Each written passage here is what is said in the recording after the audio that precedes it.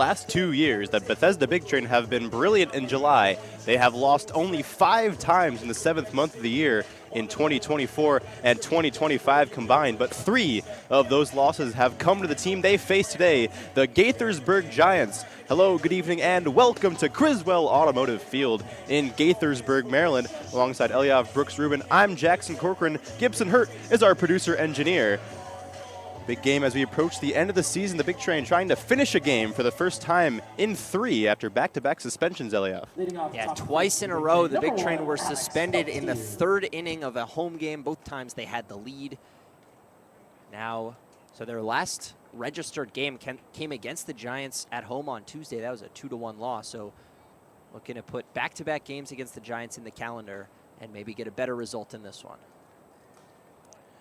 The last finished game was that 2-1 loss to the Giants. First pitch of the day from Alexander Angelides is outside to Alex Peltier.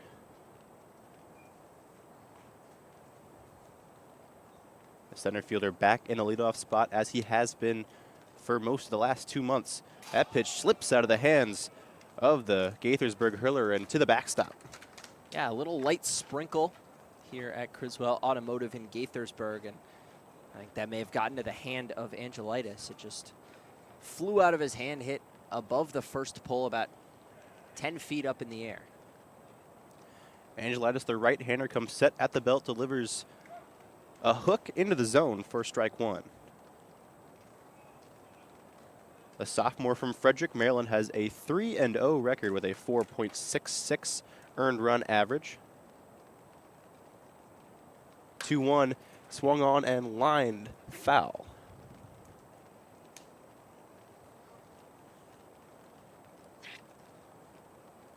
Peltier started yesterday 0 for 2 before the game was suspended, but on Wednesday started 2 for 2 before the suspension. The Big Train center fielder faces a 2-2. Snapper just a bit high, count is full. In Peltier's last 8 games that have gone into the stat sheet, he's hitting just 200, but the walks have been coming at a higher frequency of late. Sitting 336 on the season and line drive into left center, and that is going to drop in front of Nate Houghton-Henley. Hard turn at first by Alex Peltier, but he'll stop there. Leadoff knock for the East Carolina Pirate. Yeah, just gets an off-speed pitch, able to sit back on it. Was a little out in front, but able to just feather it over the shortstop and in front of the center fielder. Really good piece of hitting, and imagine we see him try to take off here. Here in Gaithersburg, the Big Train lineup looks like this. It's Peltier, right, Skaronski, Gonzalez, Martinez, Steele, Wesley, Corbin, Murphy, and Connor Lieben will take to the rubber in the bottom half of the first. Angelides is a little bit of a herky-jerky right-hander, so there should be ample time for Peltier to take off.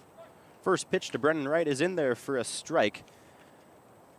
He extended his on-base streak to 30 against Olney and then had it snatched away by the suspension. Pickoff attempt to first is late. He's looking to nudge it back out to tie the recorded Big Train record for an on-base streak.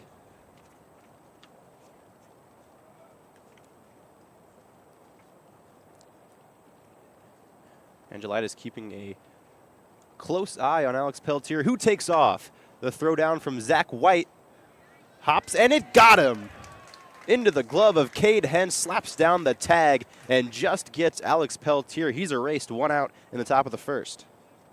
Good job by Angelides to work through his delivery just a little bit faster than he does when nobody's on, able to come home in time, and then a rocket from White does something that not a lot of catchers do, which is just skips it perfectly. A low throw is always better than a high throw when trying to catch a runner stealing. Chopper over to Aiden Marino. Field is on the low hop and delivers over to Bryce Rudisil. Brennan Wright is set down. And just like that, we go from runner on first, no outs, to nobody on, 2 dead.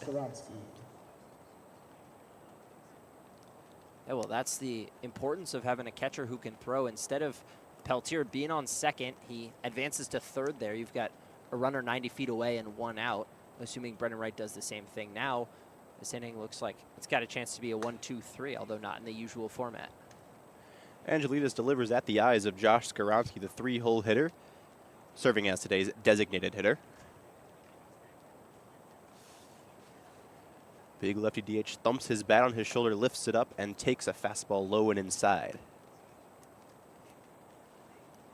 Interesting dimensions here at Criswell Automotive Field. It's 350 everywhere you look. So that means very deep down the lines, but very, very shallow to straightaway center. Swinging a fly ball right field. That's pushing back Danny Orr, but he's able to settle. And two little back pedals finds him under the baseball to retire Josh Skaronski. Angelitas faces the minimum in the top of the first. The Gaithersburg Giants will get their first swings in return on the Big Train Baseball Network.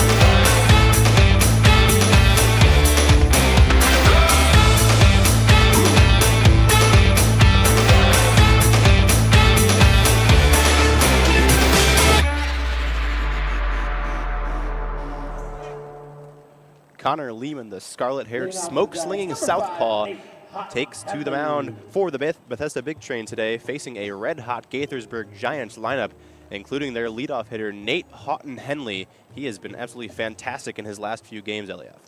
Yeah, Houghton Henley is on a 6-game hit streak. In that span, he is hitting .542 with 4 extra base hits and 9 runs scored. First pitch breaking ball from Connor Lehman dives below the strike zone. Houghton Henley takes ball 1. Behind him is Brady Powell, who's been nearly as good, if not better. Strike in there to Houghton Henley, evens up the count at 1.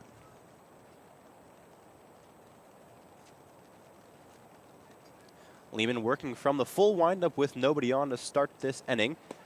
Another fastball just below the knees of the Gaithersburg center fielder.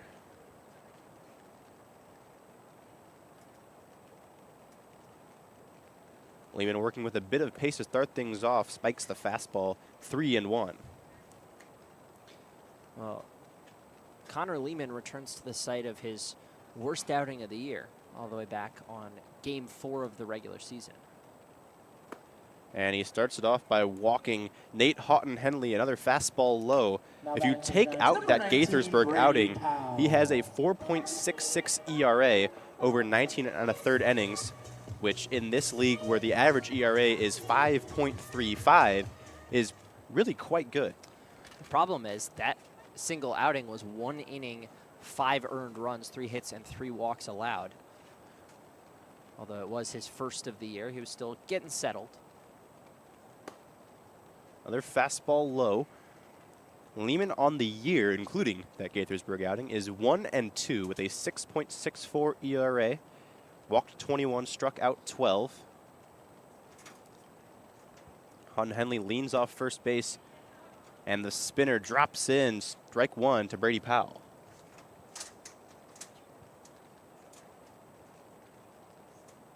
Rain pattering down here in Gaithersburg. Steady but slow and light. Breaker high, 2-1.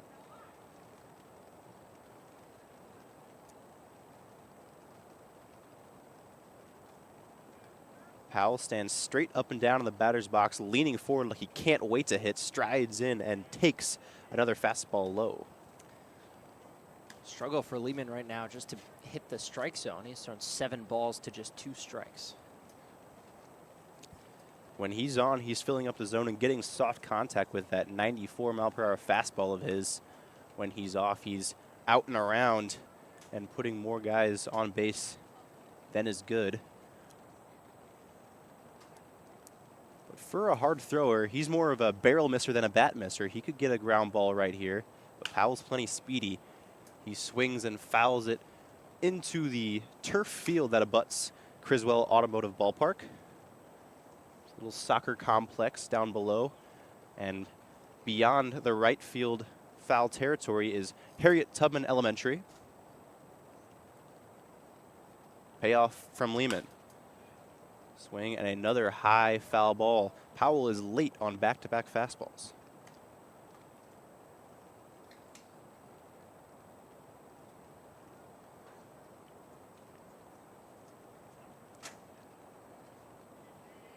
Lehman comes set, slightly closed, heaves out a breath, and uncoils. Check swing, he holds up. Brady Powell earns a walk, back-to-back bases on balls to start this game for Connor Lehman. Well, Lehman has dealt with walk issues all season long. For the most part, he's done a good job at working around them. Most notably, his 7 walk, but only 1 hit and 2 earned runs against only a couple weeks ago. But his last outing, not so successful, allowed 5 earned runs and walked 5 batters in that game. Guns a fastball by Danny Orr to start things off, or the heavy-hitting right fielder from UMBC.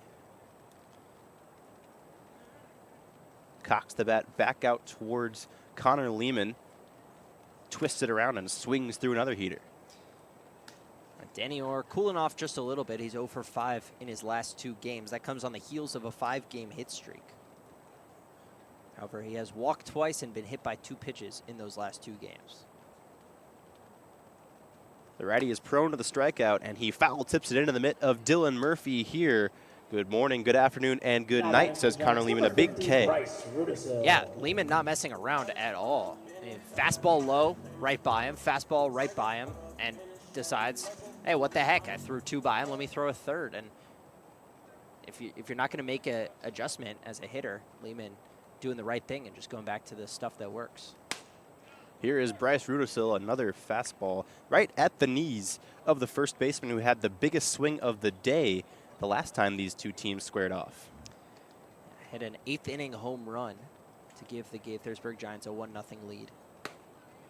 Another fastball straight by him. That's 5 straight heaters, all of them for strikes, 4 of them swinging strikes. Well, he's found something that's working for him early. He's going to stick with it until it doesn't work anymore. Leaving a quick check towards Houghton Henley. Fastball lined right back up the middle to the glove of Alex Peltier on the hop. A single loads up the bases. And Andrew Holla will have a chance to knock off a couple of runs early. I said he was going to throw it until it doesn't work anymore. And that's a good strategy, especially when you can't find the zone early. The problem is it makes you predictable. And with a hitter as hot as Bryce Rudisil, you put one in the wrong spot or don't throw it your absolute hardest, and you're liable to get taken for a base hit, and now an early bases loaded situation that Lehman is going to be forced to work out of. Lehman returns to the full windup with the bases juiced, and a breaking ball goes low. Giants lineup in full is Houghton, Henley, Powell, Orr, Rudisil, Hollab, Maxey, Hentz, White, and Marino. And most of the guys in this lineup are red hot, as are the Giants as a team. Another fastball popped up on the infield. The infield had been brought in, so Emilio Gonzalez has to backpedal, but he makes the catch still on the dirt after the infield fly rule was applied. And that is a huge second out. Lehman had been low fastball all inning, and then goes high and inside on Andrew Hollab and gets a massive jam shot. Now just needs any sort of out to escape this jam. Facing a lighter hitting lefty in Ryan Maxey, who waves at a first pitch fastball. Now Maxey is starting to pick up the bat. He's hitting just .204 this year, but he's 4 for 11 in his last 4 games and has been on 13 times. Sophomore third baseman from Woodsboro, Maryland, takes a fastball away. Lehman still sticking with trusty number 1. Kicks and deals. Fastball low, and it kicks off the glove and the knee pad of Dylan Murphy to the wall. That's going to allow Nate Houghton-Henley to score the game's opening run.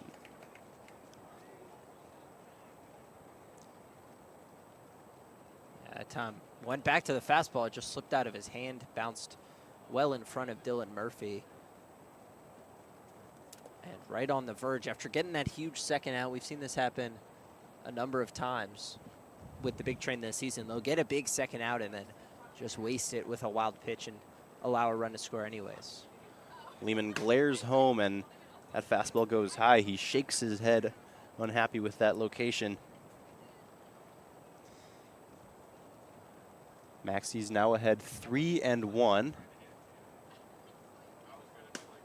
Lehman misses low and away. Third walk in the inning. Bases are loaded once again for Cade Hentz. This is what we saw out of Lehman last time we were here. It's just an inability to command the zone early in counts. And when that happens, even when he does throw strikes later in counts like he did to Rudisil, liable to get hit hard. And so far already 3 walks and a hit allowed. Hentz lines it over to first base, swinging on the first pitch. It's right into the glove of Emilio Gonzalez. Doesn't have time to move a step, doesn't need to. The Gaithersburg Giants pick up a run, but strand the bases loaded on 1 hit. The Giants lead 1-0 after 1.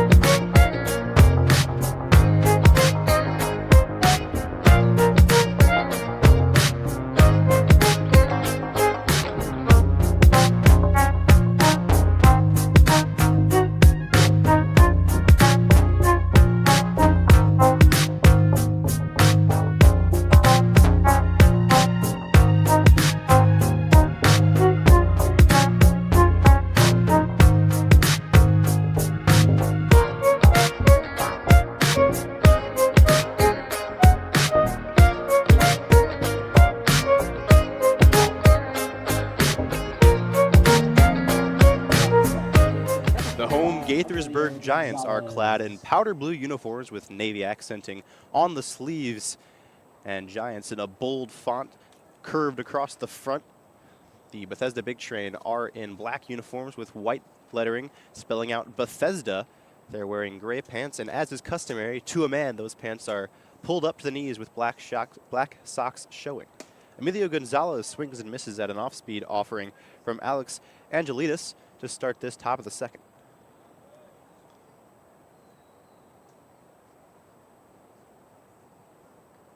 Gonzalez twirls the bat and fouls it away into the netting above the chain link fence here behind home plate. Pretty small backstop here at Criswell.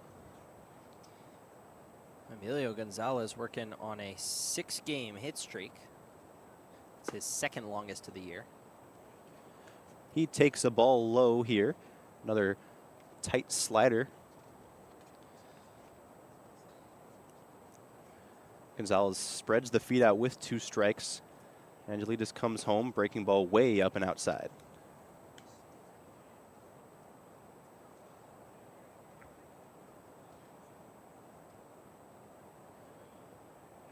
Angelides, the 5'9" righty, comes set at the belt. Breaking ball is low and fouled away. Angelides gave his catcher, Zach White, a nod and a smile. He liked that pitch. Went to the off-speed pitch on a full count, on a 2-2 pitch, excuse me. Got Gonzalez to expand, but he's just able to get a bat on it. Line drive towards the second baseman, Aiden Marino. He makes the catch. That was scalded off the bat of Emilio Gonzalez. He barely had time to leave the batter's box before it was caught. Yeah, well, he stole a hit, or I shouldn't say stole a hit, didn't make a web gem, but Cade Hentz hit a rocket right at him to end the first inning. He didn't have to move a step, and Marino gets payback for his double play turning teammate on Gonzalez. Angelitas working quickly to John Martinez. Delivers a breaking ball for a strike. He's going to the wrinkle very often in his second inning of work. In stark contrast to Connor Lehman, who was fastball heavy in the first, as he often is. Another breaker right off the shoulder of Martinez and in there. Martinez wearing a Florida Atlantic blue shin guard on his left leg and an elbow guard on his left arm. Takes a fastball away.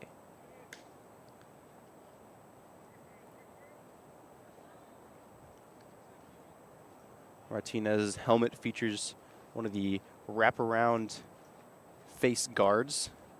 Leaves just a slot for his eyes. He used those eyes to punch one to deep left field. That's going to push back Powell to the track, to the wall. He reels it in on the run. Nice play by Brady Powell to rob John Martinez of extra bases. Number 20, Peyton Steele. Good beat by Brady Powell. Got the drop step early, was able to read that all the way. Catches it about 2 feet in front of the, or 2 steps in front of the wall, I should say, on full run, full extension. That is a tough play to make on a very well-struck ball by Martinez. 2 well-struck balls, 2 nice plays on defense. Have 2 outs for Angelitas and the Giants. Angelitas is in constant communication with White. Hand motions, words, nods, and smiles. That's chopped by Peyton Steele on the third base line. Chance to beat it out. It's gloved. The throw not in time. Maxey had no play. Bit of luck for Steele, who beats out an infield hit. Well, Steele is working on a 3-game hit streak, now extends it to 4. Didn't strike that one as well as he did his hits in each of the last 3 games. All were doubles, but goes in the hit column nonetheless. That's baseball, Eliab. 2 balls absolutely killed by Gonzalez and Martinez. And then Peyton Steele hits a little nubber down the third base line, beats it out. First pitch to Matt Wesley is a slider out and away. He is playing left field today for the first time since June 25th. He's been on the infield and DHing since then. Primarily an outfielder in the month of June. Swinging a liner into left center field, right center rather. Danny Orr goes back and makes the catch on the run. Some good outfield defense keeps the Bethesda Big Train off the board in the top of the second, 1-0 after 1.5.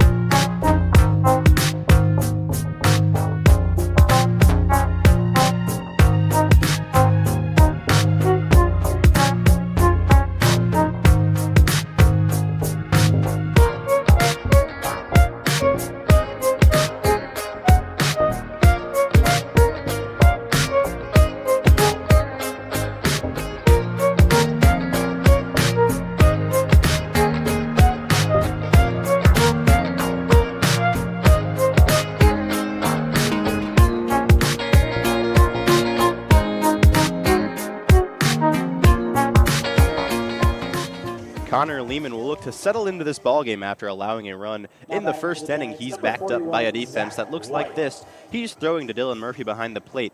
Emilio Gonzalez is at first, Brennan Wright at second. John Martinez forms the middle infield duo with right. Parker Corbin is at the hot corner.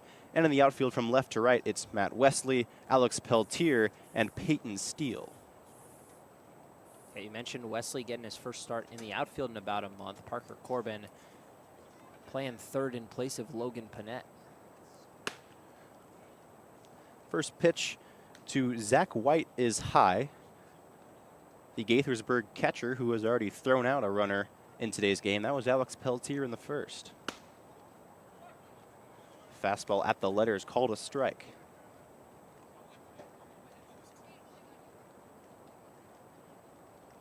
Lehman nods affirmative to the first pitch call he sees. It's the fastball, and it's right by White. Yeah, well, Connor Lehman can touch 93, 94 miles an hour on a good day with the fastball from the left side, and these hitters have struggled to catch up to it so far.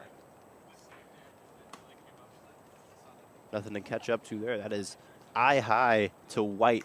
Easy leave. Well, that's been the problem, is with the fastball or with the off-speed, Lehman has just not been consistent in the zone and makes it easy on hitters to narrow in on one pitch. Foul tip from White eludes the glove of Murphy, and so he'll stay alive.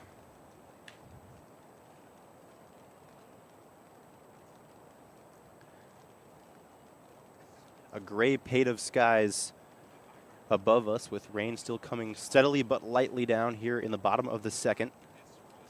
Breaking ball just a bit outside. Tried to go into the back door. Lehman thought he had it. That didn't quite snap it down enough. Just leaves it a little up and a little out. Lehman comes back in the zone. It's a fastball pulled into the fencing on our side of the field. And that's part of the rain, and what that causes is with the rain, it makes it a little harder to snap the wrist and to grip the ball when you're trying to throw off speed. So more fastballs even than Lehman usually throws, and those off-speed pitches won't have as much break. Gets to have a new dry baseball here, and it's a tighter slider, but it misses inside this time for his fourth walk of the day.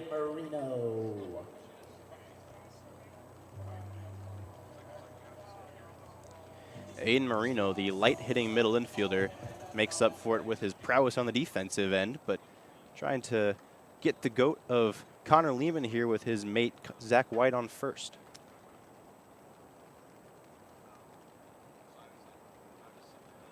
Lehman delivers to a bunting Aiden Marino, who pulls back and takes a ball. Lehman thought that one was at the knees, and he probably has a case. Marino hitting just .210 this season, but he is on a 4-game hit streak, so the bat heating up just a tad. Swinging a foul into the chain link. Marino, the archetype of the light-hitting middle infielder with plenty of legs and a sweet glove. Has stolen 14 bases this year and has committed just 5 miscues in the field. But for a guy who's at short or second pretty much every night, it's a pretty solid number. Fastball through the legs of Dylan Murphy, kicks away. White rounds at second base. Murphy corrals it behind the plate, so he'll stop there. That's one Dylan Murphy would like to have back, kind of an in-betweener. Connor Lehman, a low fastball, wasn't quite in the dirt. Murphy not sure whether he should try to catch it or block it. Gets caught in between, and the ball skitters through his legs. Those are the toughest plays for any catcher. So you're turning your glove around. You don't know whether to put it out, as you said, try and catch or try and block. And that one goes through the 5-hole of Murphy. Murphy tries to tug a fastball back over the plate. Nothing doing. It is 3-1 to Marino. Big Train bullpen is located out of play down the left field line here at Criswell, and there may be action in it soon. Fastball strike called. Marino started his journey towards first, but it was halted by the cry of the home plate umpire. White's at second, Marino at the plate with a 3-2 count. Nobody out in the bottom of the second. Lehman's delivery. Swinging a popper down the right field line. It heads into the Gaithersburg bullpen, and the battle continues. Good job by Lehman to get back in the zone with a couple of pitches here, falling behind 3-1, and see if he can finish the job, which he wasn't able to do against White. Murphy flashes his series of signs. Lehman gets it, and the pitch comes in. Fastball grounded up the middle, takes a high hop off the pitcher's mound into the glove of John Martinez. His throw to first, he got him. Great job by Martinez to get rid of that baseball in a hurry. It took a high hop right off the mound behind Connor Lehman. Martinez ranged over, fielded it at the brim of his cap, and tossed a strike over to first. And Martinez has gotten better defensively as the season has gone on. That's one of the finest plays you'll see a shortstop make. The range, the quickness of reaction, and understanding time-wise, Marino can run. He's got to get that ball and go. Able to get a lot on that throw, even without setting his feet. Another wild pitch over the head of Murphy, but the short backstop keeps Zachary White at third base. Balls that go directly past the catcher are actually worse for the base runners than the ones that kind of kick off a attempted block and skitter towards the sides. This backstop about only 15 feet behind the catcher. Another pitch to Houghton Henley is a strike, but hell yeah, this backstop has been battered and bruised by plenty of baseballs. So it's got some odd angles, some quirks. So really the only way, as you said, if it goes straight by the catcher to advance is if it hits off one of those odd angles and kicks away. That's what happened on the first wild pitch of the day. Yeah, the ones that are going to cause more issues for these catchers are the ones where they're almost in position to block and it kicks off them and rolls up the first baseline. Swinging a line drive into right field by Nate Houghton Henley. Touches grass in front of Peyton Steele, an RBI single for the soon-to-be Maryland Terrapin. Now batting for the Giants, left fielder number 19, Brady Powell. Well, Houghton Henley stays scorching hot, extends the hit streak to 7. He's now been on twice, and the Giants are striking early. Brady Powell looks to keep the line moving. The left fielder wears number 19 on the back of his powder blue Giants jersey. The rain picking up ever so slightly in intensity as Powell takes strike one. I got to say, Jackson, after a couple of lightning delays into suspensions, especially yesterday without much rain, it's nice to see that the weather isn't deterring them from playing today. Ground ball towards third base, takes a hop off the lip of the grass over Parker Corbin's glove for a base hit. Now batting for the Giants. Back-to-back singles by Houghton Henley and Powell. And here's Brady Orr once again with runners at first and second. Last time he struck out, this time looks to do some more damage.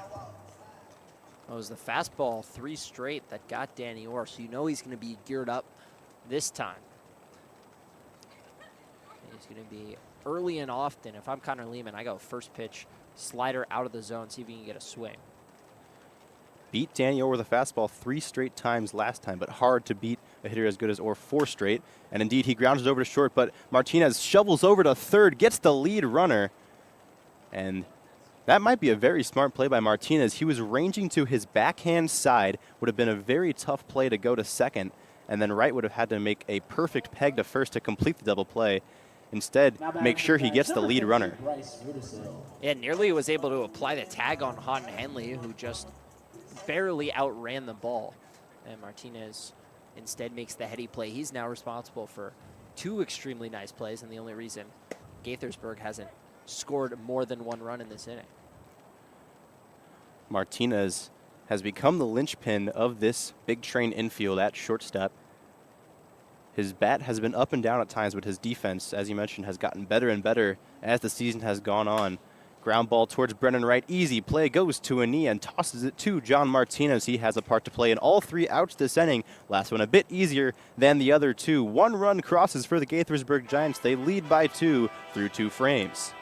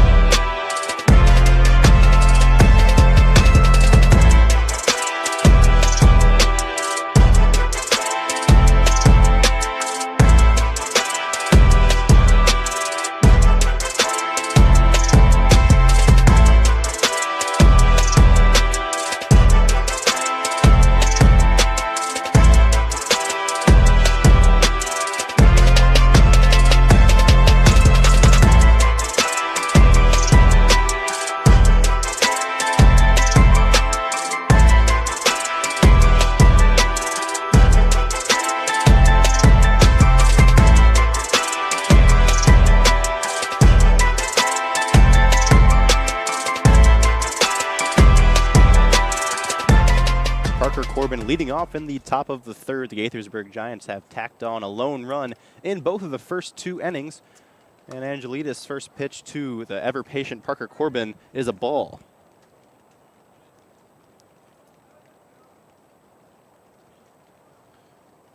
The 1-0 is in there for a strike. Looked like a cutter out of the hand of Angelides. Lefty Corbin taps his front foot up and down in the box, swings and fouls it away. Lands right in front of us. We are located about level with the right-handed batter's box here at Criswell Field. Breaking ball is low to Corbin. Down the third base line in front of the bleachers here. There's a set of bleachers down the first and third base lines. Corbin swings and fouls it off again.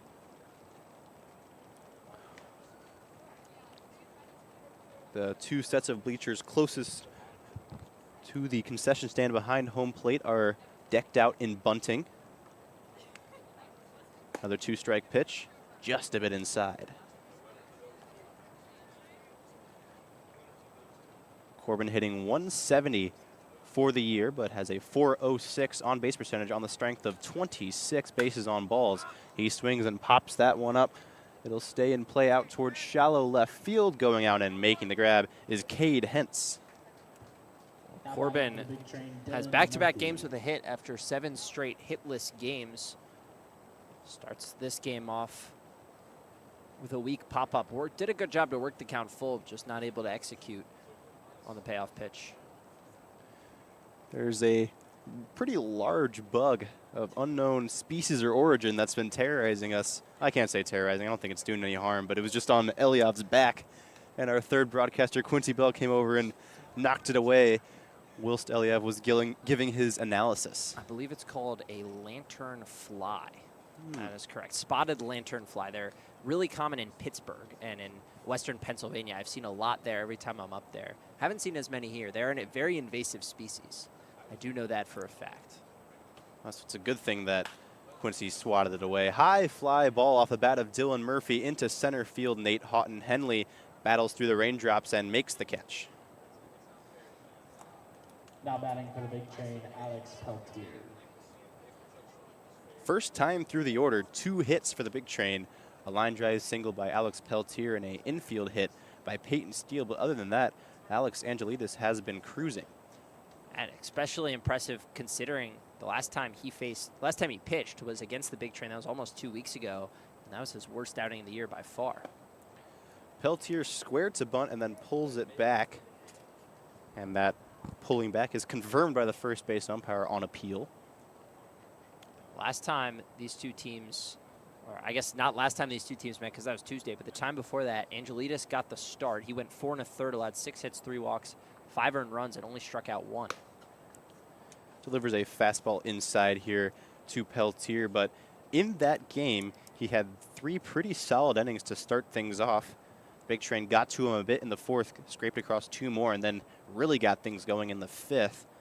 Triple by Josh Skoronsky chased the young righty. But Angelides is an animated, expressionable guy out there on the mound. When he's high, but when he's low, he can get low.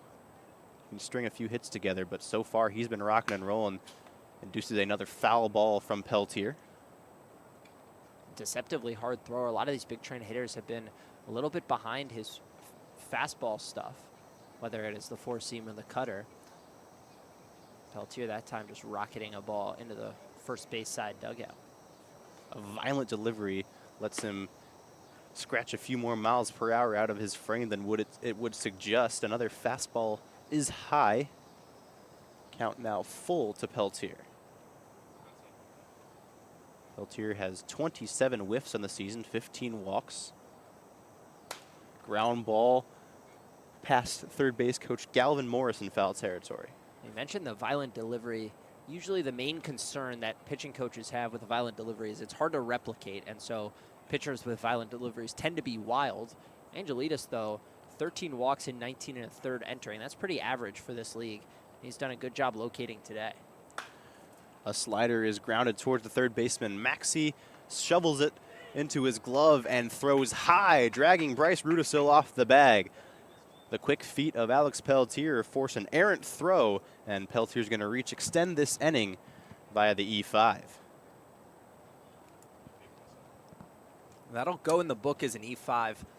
But make no mistake, Jackson, that base runner is created by Alex Pelletier's speed, putting pressure on Maxey to get the ball out of his glove quickly and throw it as hard as he can, and that forced the high throw.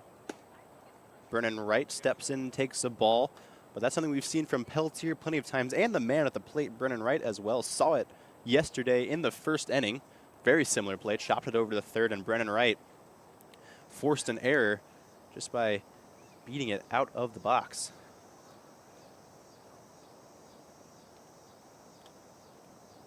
The lantern fly has returned. It's crawling along the chain link right in front of us.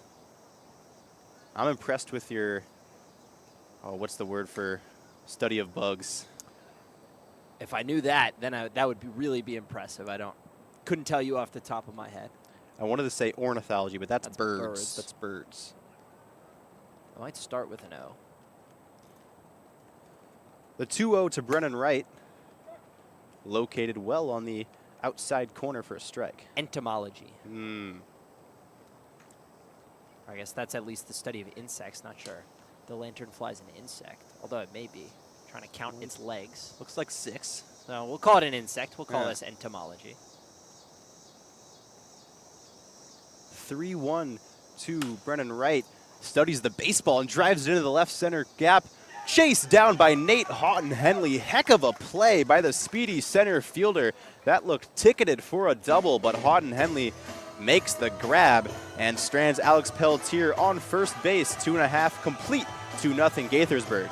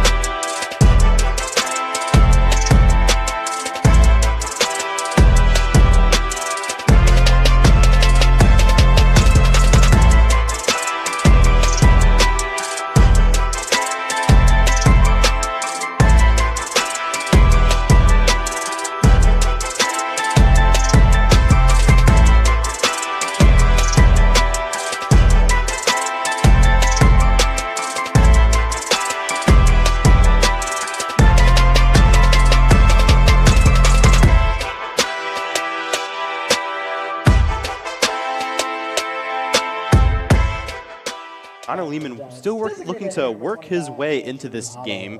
Through 2 innings, has allowed 4 walks and 3 hits. Has left a total of 5 base runners on to limit the damage. He's looking to still put up a very solid final line with a couple of clean frames.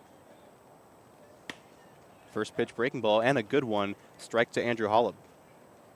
And well, he's got to be careful here. He has done a good job to limit the damage, but you cannot keep allowing a hot-hitting team like Gaithersburg to get a bunch of guys on. Another breaking ball is outside. Because that traffic on the base paths can turn into a big inning very quickly with one big swing. Swing and a high fly ball to right field. Matthew Wesley takes 3 steps back and catches it above his head for out number 1. Now batting for the Giants, third baseman number 13. Holub just got under that pitch. Put a decent charge into it, but you know he'd like to get a little more on top of that with a big power guy like Holub. He's very capable of driving one out to any part of this ballpark.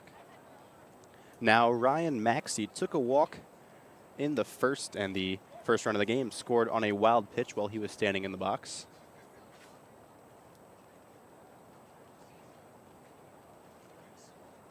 First pitch to him was a strike. Here comes the second. Check swing, no go. 1-1.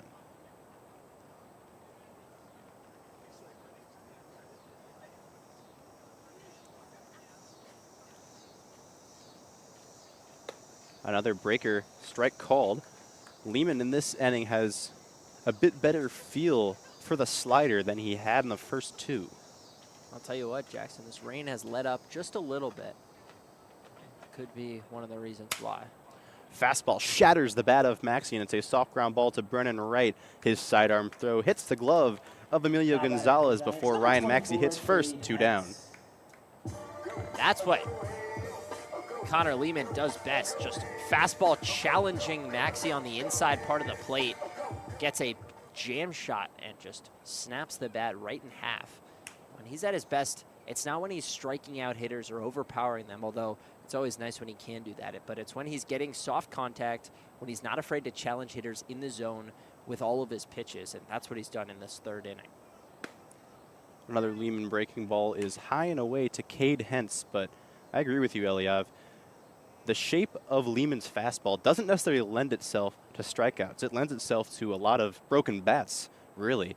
Another pitch is swung on and fouled off, but he gets a bit of natural cut to that left-handed fastball, so it dips and dives away from the barrel, a bit away from where you're expecting to see it. Since it's so quick, you might still get a bat on it, but it's pretty rare that you'll get good wood on it. Hence watches one just below the knees. And it's pretty rare to see a left-hander who throws more of a cut fastball than a two-seam fastball. It's more common to see in a righty, so a little bit surprising for these hitters sometimes. Slider inside. Hence lined out to Emilio Gonzalez in the first, leaving 3 men on. Struck it very well, but right at the belt of the burly first baseman. The 3-1. Swinging a chopper towards third base. Moving in, Parker Corbin fields it at the belt, throws over to first. He got him. 1, 2, 3 go the Giants. Nice inning from Connor Lehman, and it keeps the score 2-0 here at Criswell Automotive Field.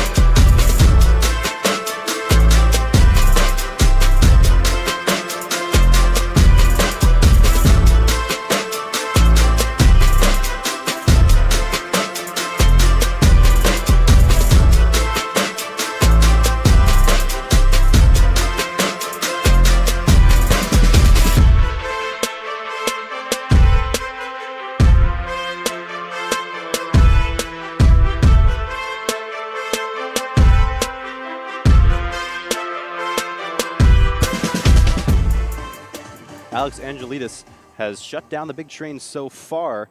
Can he keep on doing it here in the fourth against the meaty middle of the big train order? Retired all 3 of these hitters, Skowronski, Gonzalez, Martinez, last time, but all 3 struck the ball pretty well. Skowronski leaves ball 1. One of the most intimidating batter's box presences in the league. Stands about 6'5". Skowronski just looks like a damage doer, and appearances don't deceive.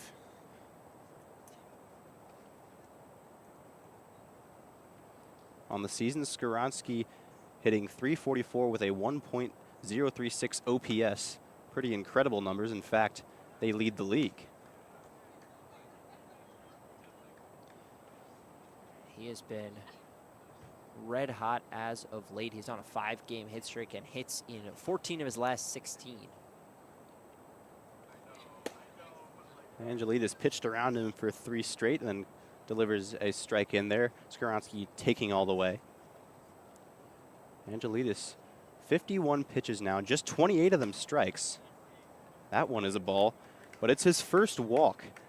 He's been peppering the edges of the zone, but he's come in when it's mattered, except there. Yeah, I mean, he's been really efficient, or really effective, I should say, in deep counts. He hasn't been efficient at all with his pitches, but count gets to 2-2, 3-2, 2-1, 3-1, and he's able to make good pitches and get outs.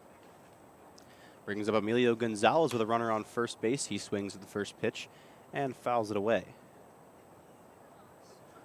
Angelidis, we've seen a confident grin from him, a head nod. That one, a bit more sheepish. That was a breaking ball up at the belt, and he smiles in like white, like, yeah, I might have got away with that one.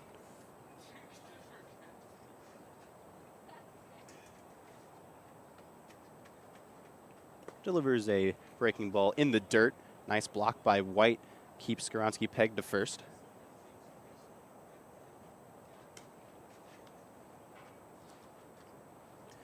You're listening to the Big Train Baseball Network alongside Eliav Brooks Rubin. I'm Jackson Corcoran.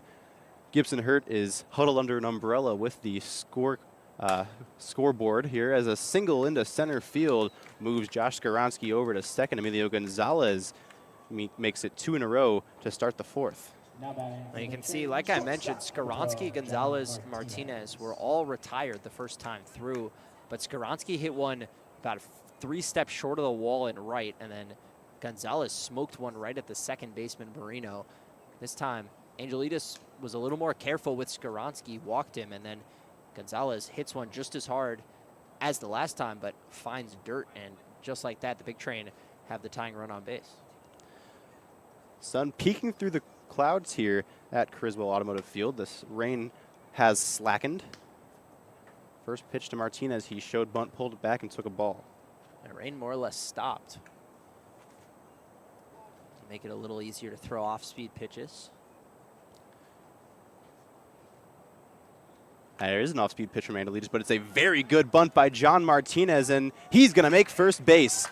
They're all loaded up on the strength of a bunt single by John Martinez in the Bethesda Big Train. Big Train almost always will square up. First and second, nobody out, and they will attempt to lay down a sacrifice bunt. But more often than not, they get that bunt down, and it doesn't even go in the book as a sacrifice because their runners beat it out. Peltier, Brennan Wright, John Martinez, Brett Ott. So many of the guys on this team have bunting skill and speed, and just like that, the bases are loaded. For Peyton Steele, who swings, breaks his bat, hits a line drive over to Aiden Marino. Throw over to first, trying to double off. John Martinez is thrown away, and into the dugout it goes. That'll allow every runner to move up a base. A bad break turns into a good one. The Big Train score a run. Josh Skaronski crosses to make it 2-1. That was very nearly tragic for the Big Train, as they almost turned a bases loaded, no outs into a 2-out situation without scoring. Luckily for the Big Train, Aiden Marino just could not control his throw to first. It scoots right into the dugout, and every Big Train player gets a 3 base, or now 2 free bases. Indeed, since it went out of play, it's 2 free bases. And so Emilio Gonzalez trots on home, and we're all tied up. What looked like it was almost a rally killer for the Big Train now becomes a momentum killer for the Giants, and Angelidis, who thought he had a chance at least setting himself up to get out of this jam. Now the game is tied, and Big Train still have a runner on third with less than 2 outs. Matt Wesley is the man at the plate looking to drive in the go-ahead run. He has 18 ribbies on the year, 11 doubles on the season. That's second most in the league. He is tied for the league lead in extra base hits with the man who just lined out, Peyton Steele. two have been competing for that title and the doubles title in this league all year long. Steele has one more double, but Wesley has a triple to his name, and both players have just one home run, so 13 extra base hits apiece. The Cal Ripken League All-Star Matt Wesley takes a slider for a strike to start his plate appearance. Wesley, one of 8 Big Train position players named to the 2025 North Division All-Star team, takes another strike. Big Train only have 13 position players on the roster this year. Remarkably impressive what this lineup has done. Wesley lines it into center field, RBI single, and the Big Train have wrested the lead away from the Gaithersburg Giants here in the 4th.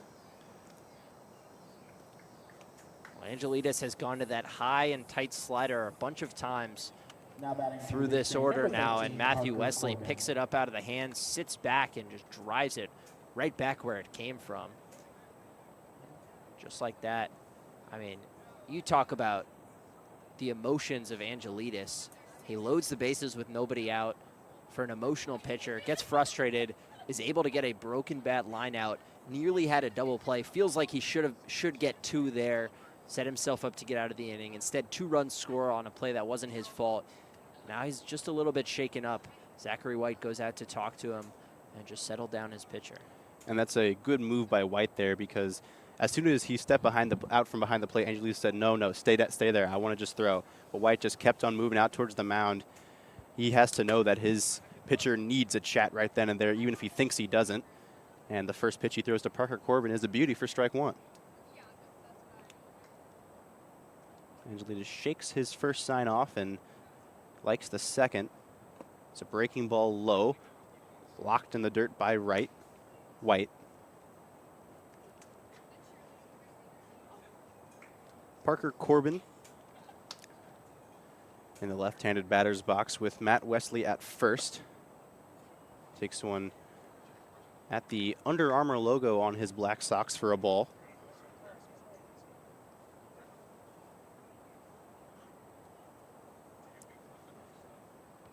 The 2-1, line drive foul.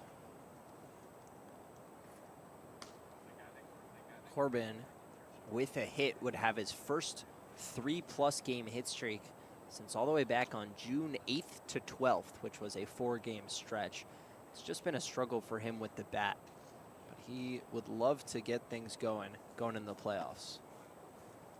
Takes a breaking ball low. With the relatively small size of the Big Train offensive alignment compared to a lot of teams in this league, you're pretty certain of what you're going to see in playoff lineups. Well struck but foul from Corbin. Another 3-2 pitch will be forthcoming. And not a lot of question marks. You know you're going to see Peltier, Wright, Skaronski, Gonzalez, Martinez, Steele in probably every playoff game. Steele maybe not, but the top 5 for sure. Fastball outside. The 27th walk of the year taken by Parker Corbin. And Dylan Murphy might catch every playoff game with the injury to Jacob Hawk. He's done for the season. And J.J. Hand gets some playing time down the stretch here in the regular season, but I think unlikely we see him too much in the postseason. And so it's really just Wesley, Corbin, Panette, and Ott competing for 2 spots, and then maybe Steele gets a day off. But a lot of these teams, the Giants especially, nobody on the Giants roster has played more than, I think, 25 games. The Big Train have nearly all of their hitters have played more than that. It's just, they like to switch up the lineups. A lot of these teams roster 18, 19 hitters and rotate the guys in and out as they get hot, as they get cold. Big Train only have 12 guys, 13 including Hawk, who's injured, on the entire roster on the hitting side. And so they're sticking with the same bats every time, and it's worked for them. I mean, when you have confidence in these hitters, they get the everyday swings. That's part of the reason that this offense is so good, is they're getting more consistent playing time than anyone else. First pitch to Dylan Murphy, grounded into the glove of Angelides, who throws over to first base. He retires the catcher Murphy on the first pitch. Wesley and Corbin move into scoring position, second and third for Alex Peltier. Good job by Angelides. If he doesn't glove that down second baseman Arena should make the play, but that's a little tougher. This grass is long on the infield, and that ball wasn't hit super hard. Breaking ball drops in for a strike. Angelitas looking to escape without further damage. Only one earned run in this inning. Fastball just outside to Peltier. Angelitas tapped his leg. He wasn't happy with that call, or maybe unhappy with his execution of the pitch. That was not a bad pitch, though, right on the corner. Fastball away. That one he's unhappy with his execution. He really does wear his emotions on his sleeve out there on the mound. When you're going good, that's something that can power you to even greater heights. Think Tennessee's hurler Liam Doyle, who was just drafted 5th overall in the MLB draft. But when you're down, it can take you really down. So he leaves a breaking ball at the eyes of Peltier. And that's why he's been prone to allowing the big inning against the big train this year. Already 3 across in this frame, allowed 3 in a frame the last time these two teams met. Another pitch to Peltier, rushes it by him. Alex Peltier said to himself after that swing, that's ball 4. He expanded the zone on a 3-1 count. Not happy with himself after that swing. Still has a full count pitch, but could have loaded the bases on that one. The payoff. Swinging a line drive into left field. That is hooking towards the line and foul. Out in front again on a slider. Angelitas really confident with that pitch. Thrown it in all counts in all spots of the zone. Now he's going to talk over with his catcher what they want to do.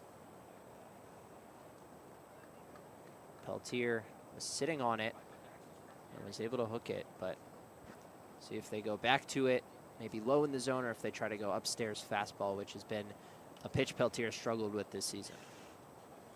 First base is open. A pitch outside the zone, not the worst outcome, and it is a fastball low, ball 4. Peltier loads them up. The big train have batted around. Here's Brennan Wright. Number 27, Brennan Wright. A perfect opportunity for Brennan Wright to extend that on-base streak with a base hit or an RBI walk here. 0 for 2 today, although his out to end this 3rd inning was well struck. It was just an incredible play by Houghton Henley. First pitch to Wright, looped into center field, moving over Houghton Henley. It's pushing him back towards the short wall, and he makes the catch just in front of the track. Brennan Wright strands the bases loaded, but the Bethesda Big Train get 3 with the help of a crucial error. 3 runs on 3 hits, 3 left on. Big Train lead by 1 through 3.5.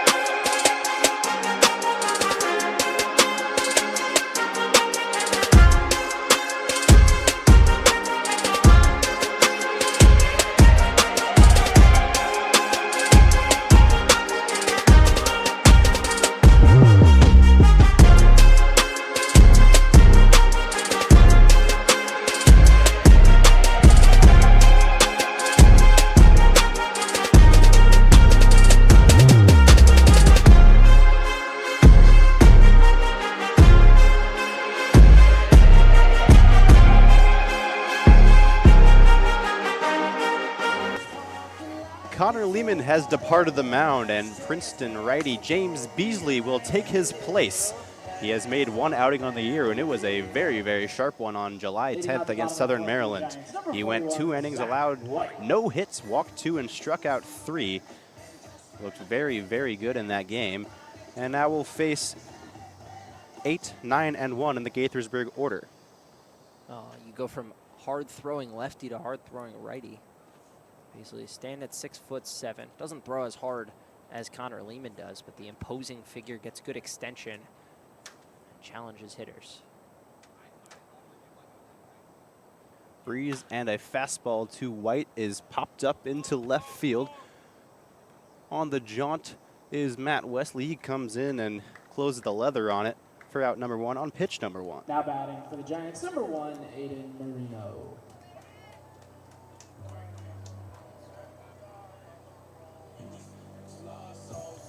The final line for Connor Lehman is 3 innings pitched, 3 hits, 2 runs, both earned, 4 walks, and 1 strikeout.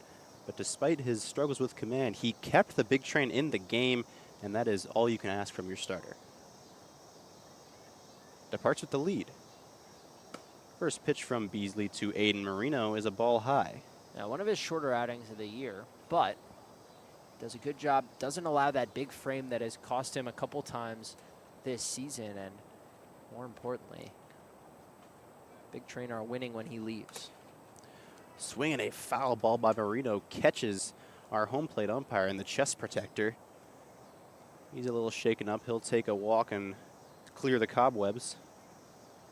I think that hit him in the bottom of the mask. He's twitching his neck. Wants to make sure his head feels okay, his jaw, and make sure he's got full rotation of that neck.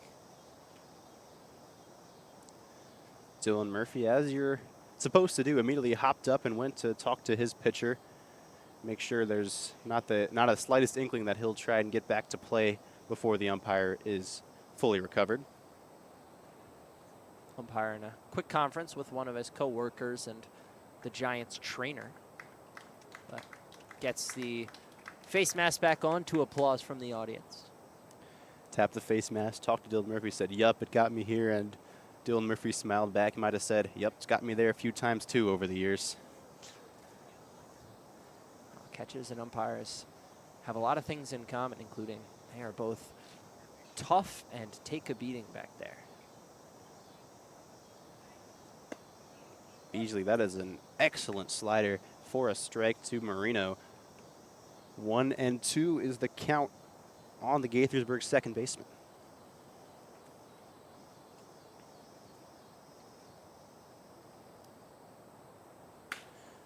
Ground ball towards short. Martinez fields it on the run and throws in time. Marino is retired on the ground out. 6-3 now, twice from Marino. The last one a little more challenging. That was the one that kicked off the pitcher's mound, but Martinez is just so adept at reading the grass. In this league, there's a lot of different lengths of grass and qualities, and John Martinez just understands here at Gaithersburg, you have to charge everything, attack it, and be ready for whatever hop comes, and does a good job on that play to make it look a lot easier than it actually was. Beasley now facing Houghton Henley. It's upstairs, but that is something that Martinez is so good at and so willing to do, is charge the baseball. See a lot of middle infielders in this league who want to wait back and get their best hop, but Martinez, as you said, just goes in and attacks, and that's gotten him a lot of outs that he might not have otherwise had. Fastball hums in low. Houghton Henley's ahead 2-0. Not a guy you want to be behind in the count to. He's reached twice today.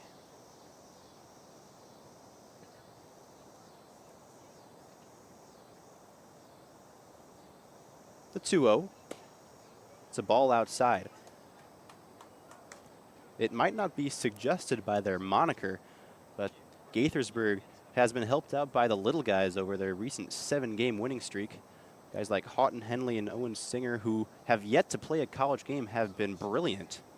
Singer, a 0 ERA on the mound, and Houghton Henley has manned center field with aplomb and takes his second walk of the day here. And also, literally, I mean, Nate Houghton Henley stands about 5'10". Brady Powell, 5'8". Danny Orr, 5'11". Those are your top 3 hitters in the lineup. all below 6 feet, but they all pack some pop. Houghton Henley 6 extra base hits. Powell has 9 and Orr has 11. It is a very good opener to the lineup, that 3-man punch. And Powell grounds it through the left side, base hit. And a 2-out rally maybe in the offing for Gaithersburg with Danny Orr up. Right fielder number 18, Danny First hit Orr. allowed by Beasley this season. Comes 12 batters into his campaign. Like you said, this top 3 has done such a good job. They've now been on, or the top 2, Houghton Henley and Powell, have been on a combined 6 times in 6 plate appearances. Orr has struggled a little bit. He's got a strikeout and a ground out, but a base hit here, and suddenly Gaithersburg would be tied. Danny Orr on the year, hitting .314 coming into today, 21 runs batted in. He kept this Gaithersburg offense above water early in the season. Both runners take off. The throw from Murphy goes to second base. It's off the glove of Brennan Wright, and scampering home is Nate Houghton Henley. Moves from second to home. Stolen base. The throw skipped away after Murphy went to second, trying to catch the trailing runner, and this game is all square once again.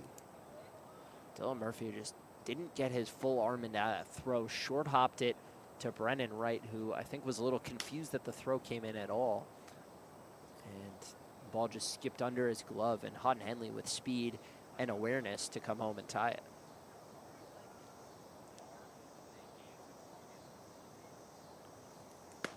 Pitch high to Orr. It is 1-1.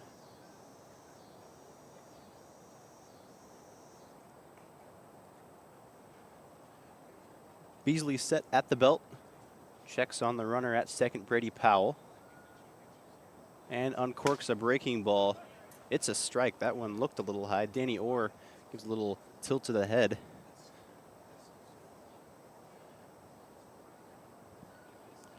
But James Beasley sort of glides down the mound. Doesn't look like much. His arm kind of just swings through, and then it fires out of his hand. That 6'7" bulk rushes a fastball by Danny Orr. First strikeout of the day for Beasley. A run comes across for Gaithersburg. They had the benefit of just one hit. They strand a runner, but they tie the game at 3. 4 innings complete here at Criswell Automotive Field.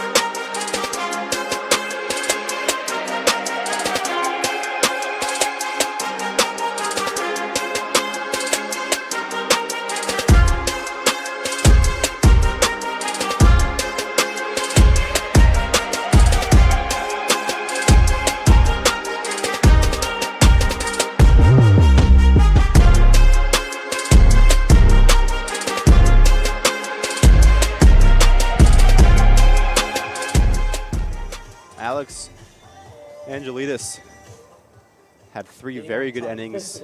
The fourth one a bit more trying, and it is the fourth that ends his day. Leo Simpson now taking to the mound to pitch the 5th and maybe more. He's had a interesting season. Sophomore from Towson. Oh, second one? Yeah, Towson. I think I've said Towson wrong about 4 different ways throughout this season, but he has walked a lot of guys. He throws hard, has a nasty breaker, but can't find the zone with it a lot of the time.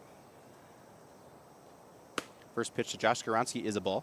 Yeah, the ERA sits at 3.27. If you just look at that, you think, oh, he's having a great season.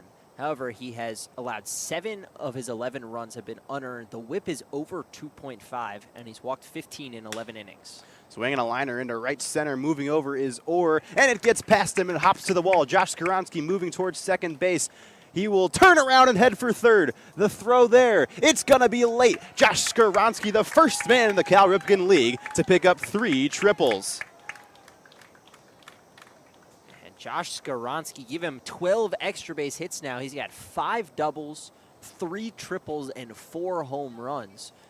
The most impressive, maybe, of all of the extra base hits leaders in this league, including on this team. Skoronski's 12. Packs some punch, and he's got the speed to go with it. That time, just a bad route by Danny Orr, and Skoronski makes him pay.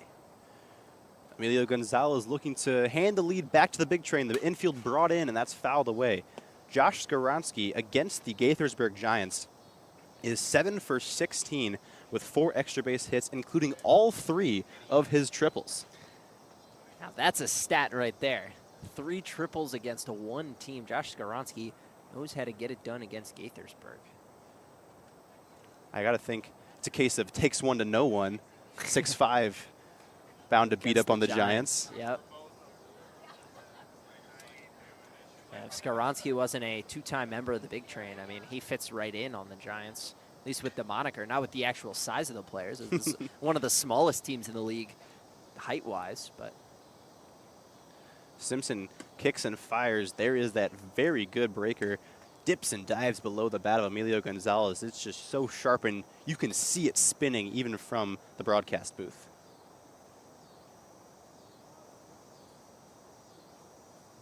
He just has to find the zone with it. That's the trouble. Can he do it here? 0-2 to Gonzalez.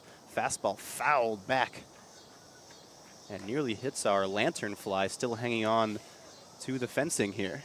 This lantern fly really engaged in this game, as he should be. It's a good one. It's a good one. Even invasive species can enjoy America's pastime. Another 0-2 to Gonzalez. Fastball low. As they say, Jackson, it truly is a global game in this day and age.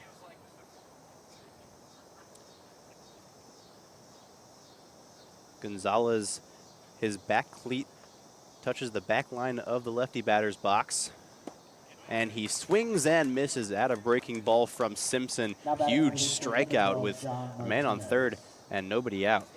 It's the first time the Big Train have struck out today. And gets a guy in Gonzalez who does not strike out very often.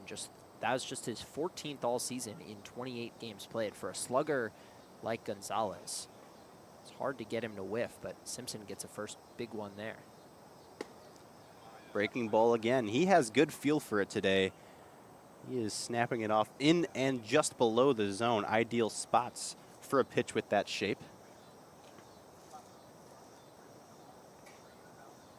John Martinez swings through the spinner. It is tight, sharp. It dives down and away from righties. It's just a very good pitch. One of the most immediately obvious plus pitches that we've seen from opposing pitchers. As long as he's in the zone with it, which he has been today.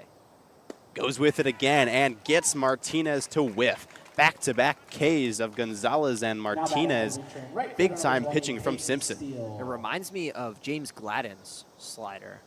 Just hard and tight from the right with a lot of late action to it and gets a lot of swing and miss.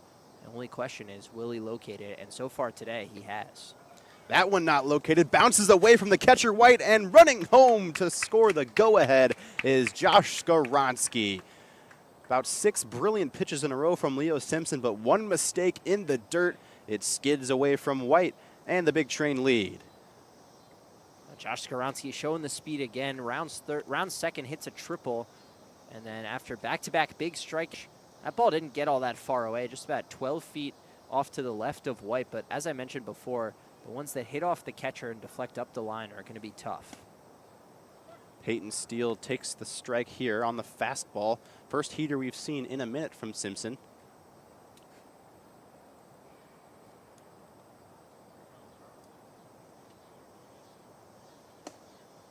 There's the breaker, strike called.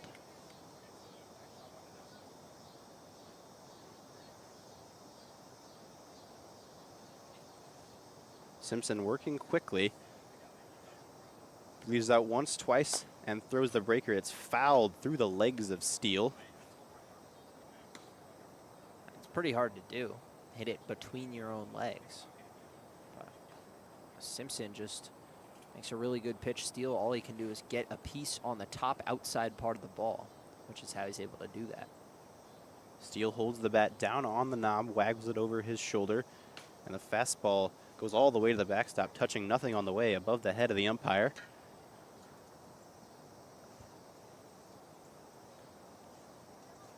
Rain's let up. It's become a really nice, enjoyable evening with a beautiful baseball sky off to the right. Pinks, purples, and oranges beyond the first base grandstand as Peyton Steele strikes out swinging. 3 Ks in a row for Leo Simpson, but unfortunately for him, in between there was a wild pitch that allowed Josh Skaronski to score. The leadoff triple gives the Bethesda Big Train a 4-3 lead halfway through our action at Criswell Automotive Field.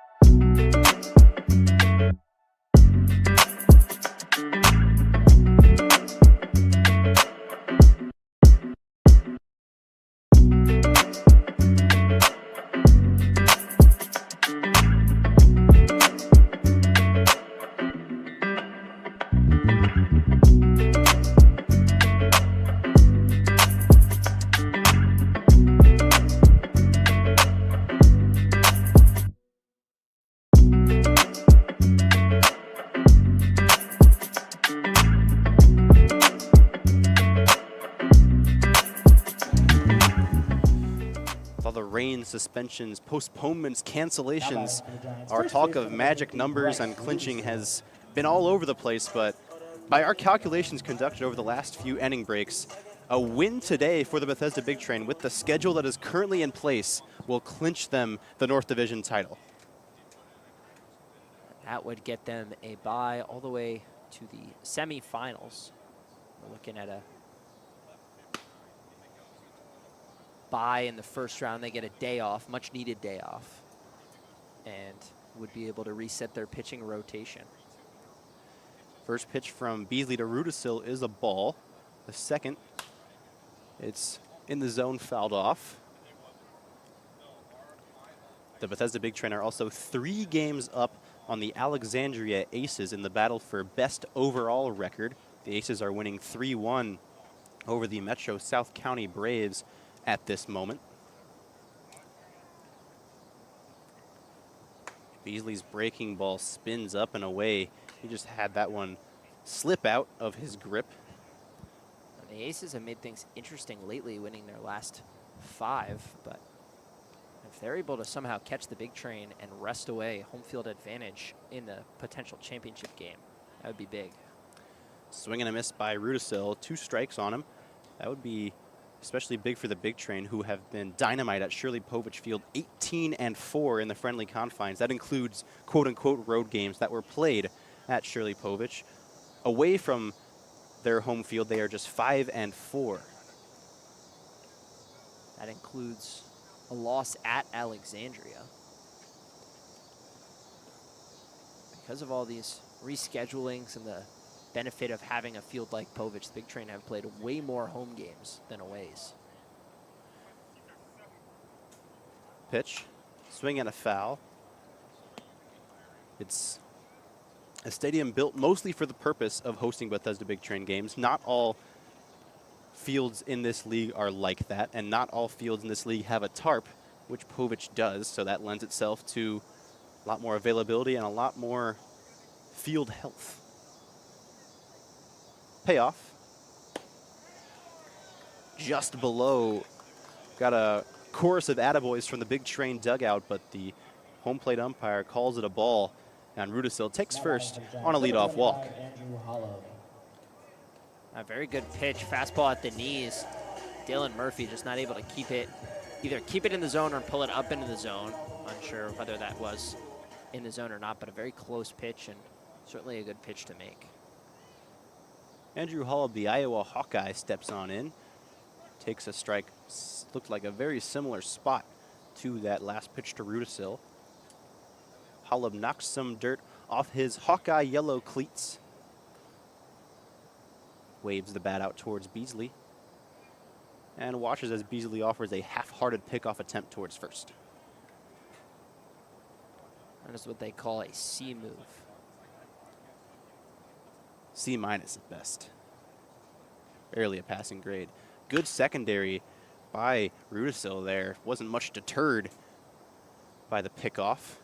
Holub fouls it away. Rudisil has some wheels for a tall, big first baseman. He's stolen 5 bases on 5 attempts this season. See if he times up Beasley again and maybe decides to take off. He's twitching the feet over there. Long hold by Beasley. Now he comes home. And I think it was the benefit of that long hold that kept Rudisil at the first base bag. Holub takes the ball. Rudisil looked like he was ready to take off, but had he done so when he got into that secondary, Beasley would have had the ease of just stepping off and throwing him out. Good job mixing up the timing by Beasley. Holub checks his swing as that pitch in the dirt kicks away from Dylan Murphy, and Rudisil won't need to steal second. He'll be gifted it by a wild pitch.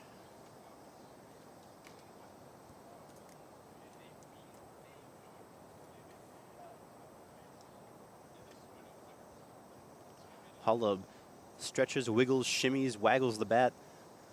A pre-pitch routine full of ticks and twitches for the big right-hander.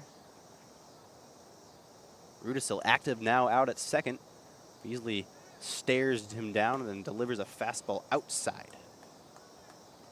I wouldn't be too concerned with Rudisil swiping third base with nobody out. If I'm Beasley, full count pitch, you have to hone in on the batter and locate well.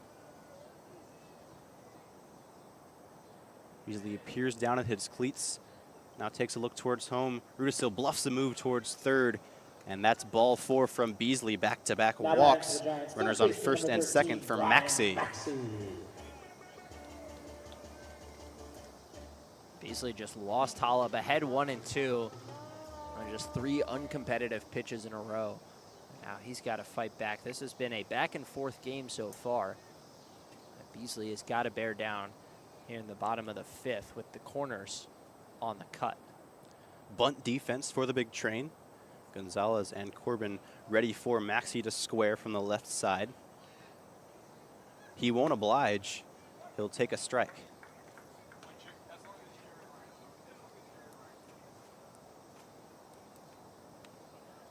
Maxey has a walk and a ground out to Brennan Wright.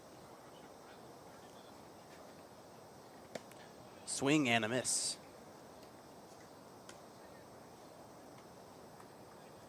Big Train have just 2 strikeouts on the game for a staff that leads the league in punchies. That's a bit of an aberration. Connor Lehman hasn't been a super high strikeout guy this year. Beasley, though, had 2 in his first outing, or 3, excuse me. And has just 1 here through an inning plus. He's well ahead of Maxey, who has gone down via the strikeout 12 times this year in 18 games. Pitch. High.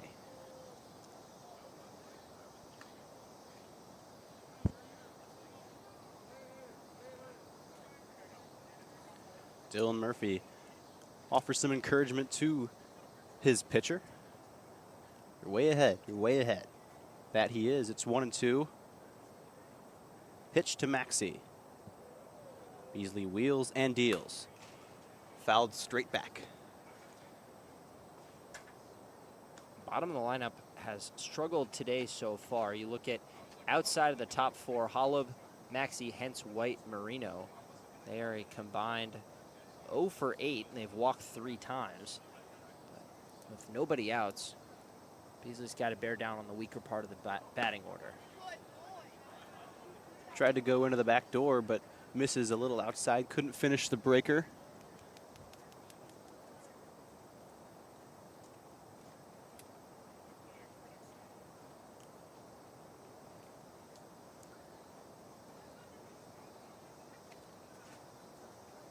Beasley pitches. Swinging a ground ball down the first base line, inches foul.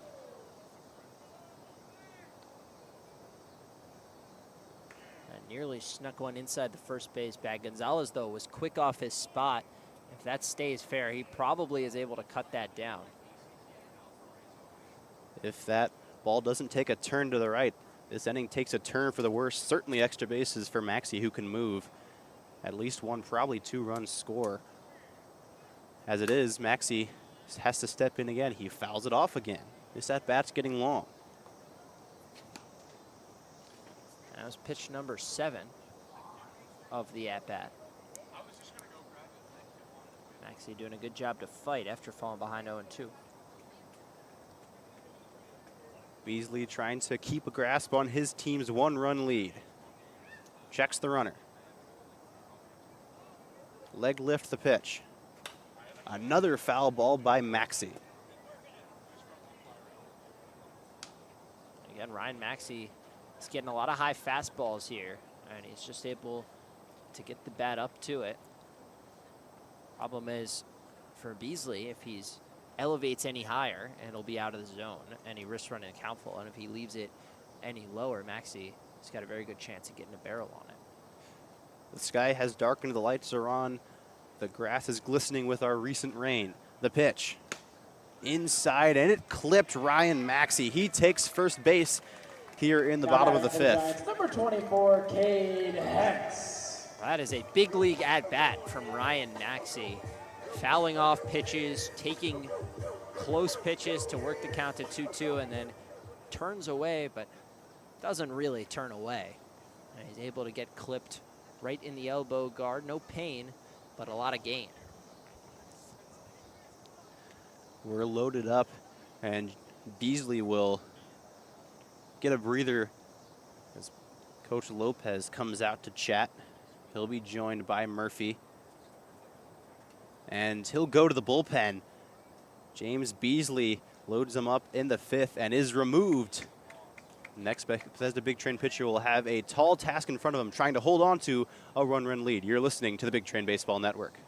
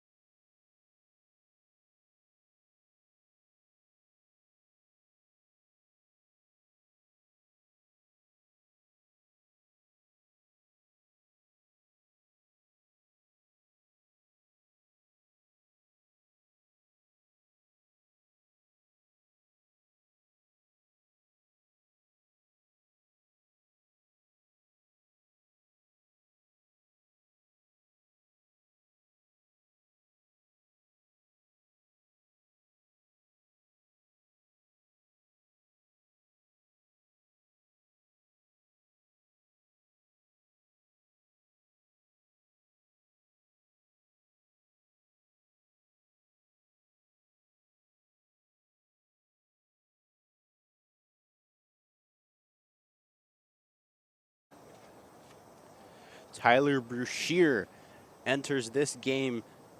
Bases are loaded. Nobody is out.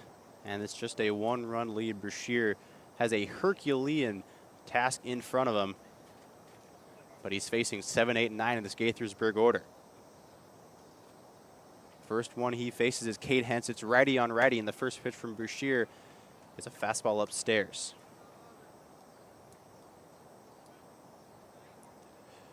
The lanky right-hander wearing number 32 has had 4 inherited runners that he's been handed.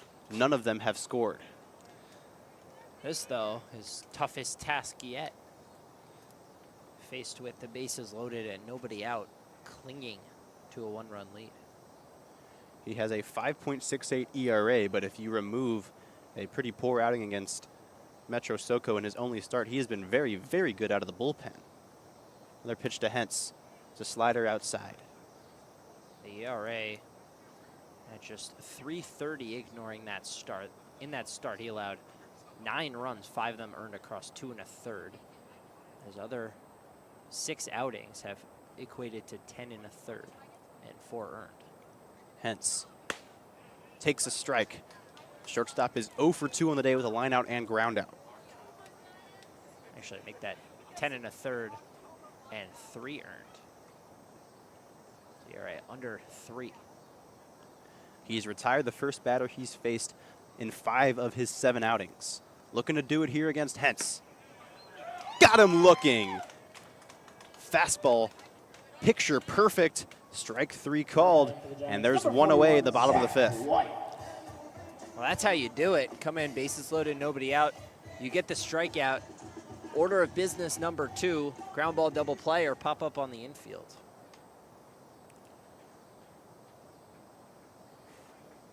Brushear against Zach White.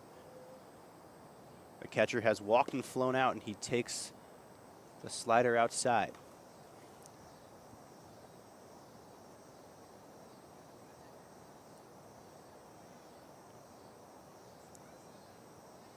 Last time out, Brushear struck out 5 over 2 excellent innings against Alexandria. He gets a fastball by White here. It was probably his best outing of the year, and one of our beat writers, Alex Rubinson, I believe, relayed to me that he had been taught a new slider grip from James Gladden before that outing. And it helped that breaker get a little sharper. We talked about how good Gladden's breaking ball is. Gladden throws maybe the tightest slider on the team. Tightest and hardest, he or Drew Bellis from the left side. If you're learning how to throw a James Gladden level slider, you add that to what Brushear already has in the arsenal. That makes him dangerous. Fastball up and away. It's now 3-1 against White. There is nowhere to put him. The tying run is Bryce Rudisil at third. Bases loaded, 3-1, 1 out. It's a 4-3 game.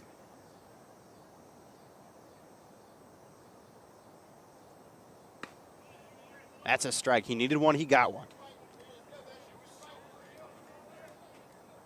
And he's right back on the rubber. Finds a spot and is ready to go again. And this is the big pitch right here.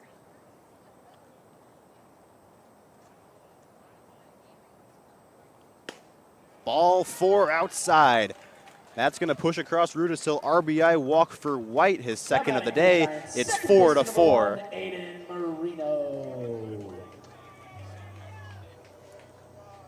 Brushear overthrows the fastball, really hunting that strikeout. Just yanks it outside. And now this out is even more important with the top of the lineup coming up. You have to retire Marino in some capacity. The 9-hole hitter has grounded out to John Martinez 2 times, and he fouls off the first pitch he sees. Nate Houghton-Henley tracks it down in the batter's box off the net. Or in the on-base circle, I should say, not the batter's box. Well, a ground ball right at Martinez would be a welcome sight here. Corner is in, middle infield back, straight up in the outfield. Brushear's pitch plunks Aiden Marino, a hit by pitch, 3 walks, 2 hit by pitches in the inning, and the Giants take the lead with some gifts from the Big Train pitching staff. Now batting for the Giants, center fielder That's number that 5, slider Nate that just Cotton slipped out of Henley. Brashear's hand, just not able to put it where he wants. And this has the makings of a big inning with Houghton, Henley, and Powell, the two guys due up next with just one out. They've been on in, each of them has been on in every plate appearance thus far. Houghton Henley, man from Fairfax, Virginia, sitting near 350 on the season. Fastball firm but outside.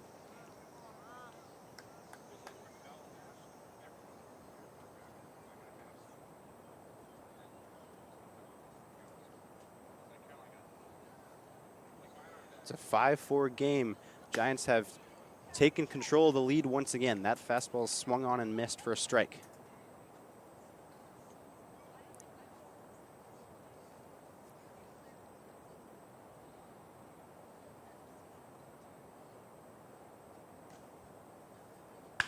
Swinging, that's cracked into right field. It's going to push Peyton Steele back a few steps in front of the track. He'll make the catch, but the runner's tag. His throw goes into second. The tag by Martinez. He got him. And the home plate umpire says that the run crossed the plate before the double play. No, he's saying the run does not count.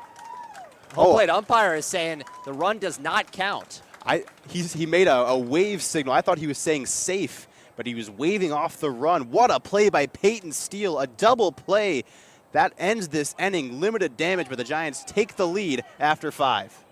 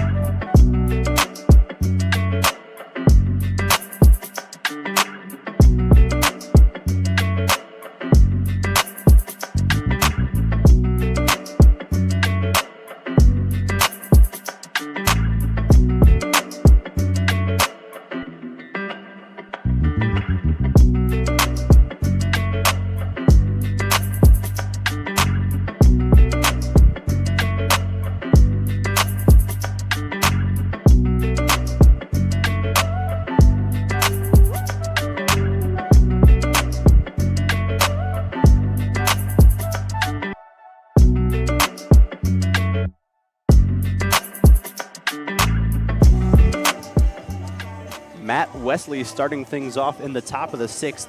It's been topsy-turvy here in Gaithersburg. The Giants looking to capture their 8th consecutive victory, climbing from the depths of a 5-21 record back into the postseason conversation. Leo Simpson will try and hold on to their newfound lead. Swinging a foul by Wesley, strike 1. This game reminiscent already of the game these two teams played last time they were here. That was a game the Giants led 4-1 after the first. Big Train crawled back, or stormed back, I should say, to make it 8-4 after 4. The Giants, facing Connor Lehman, made it 9-8 in the 5th. Big Train tied it up at 9. The Giants regained the lead at 11-9 and won 11-10. That was as back and forth as this one's been. It's a strike to Wesley. It's now 0-2.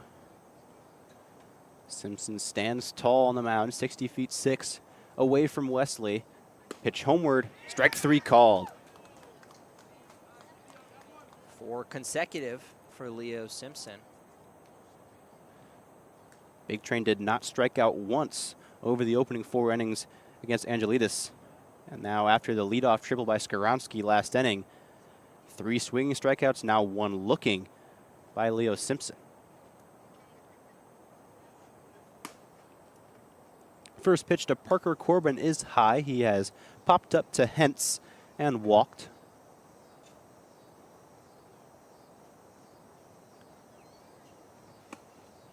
That one's low as we approach 9 o'clock Eastern. It's well and truly night here in Gaithersburg. The lights in full effect.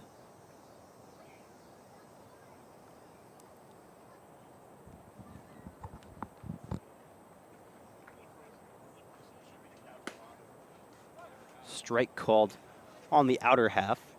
A scattered crowd split by allegiance. Big Train faithful on the third base side with their team's dugout. The Giants fans on the first base line. Ball taken by Corbin.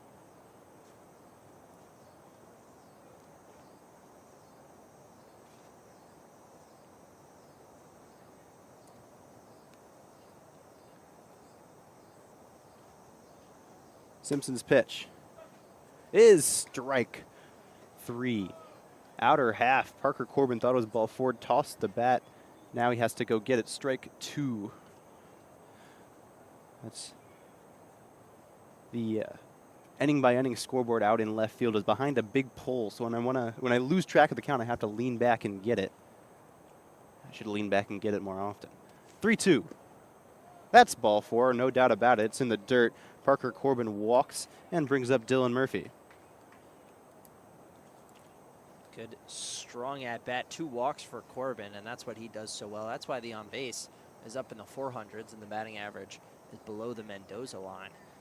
The question is, can anyone besides Skaronski actually touch Leo Simpson? Because if not, it's going to be a struggle to push across Corbin. Dylan Murphy is 0 for 2. And as that breaking ball is high and outside, Big Train catchers, including Murphy, have been cold in July. They're 3 for 37 with 7 strikeouts and just 1 extra base hit. Outside, ball 2.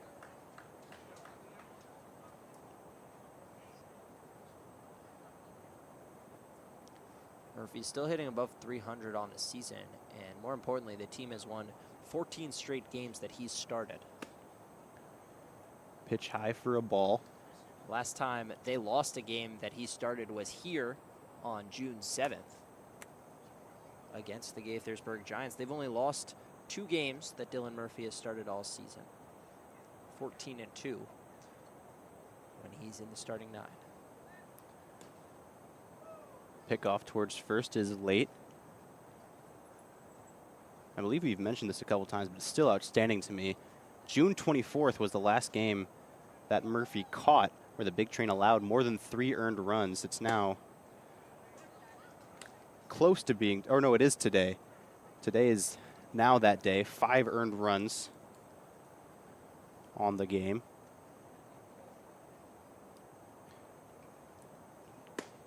Swing and a miss by Murphy.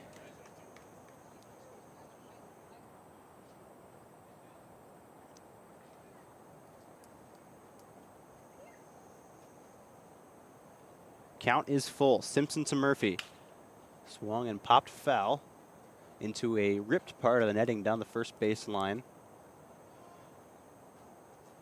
That's a remarkable stat about the earned runs. I mean, the Big Train staff that really struggled for the first 3 or so weeks has become the best in the league pretty undisputedly, and Dylan Murphy has led that renaissance.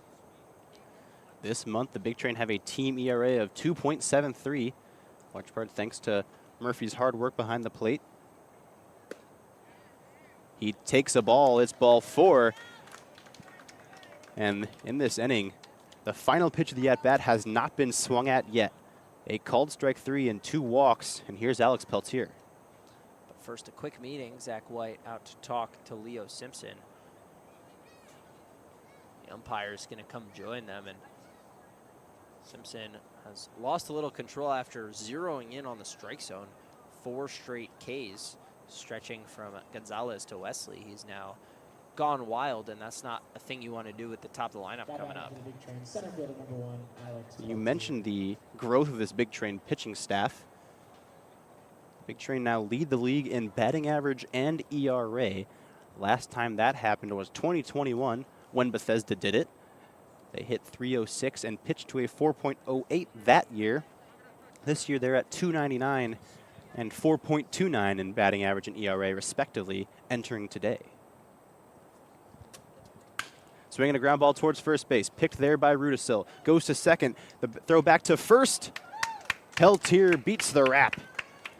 Evades the double play, and it'll be first and third for Brennan Wright, who will seek to keep his on-base streak alive at a crucial time. Alex Peltier, speed putting pressure on again.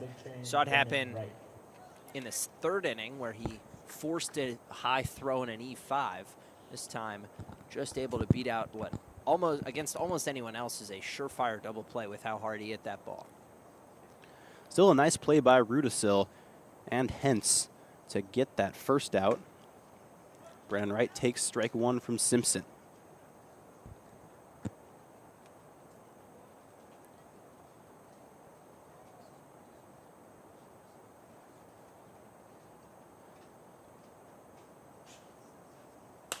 Swinging a foul pop.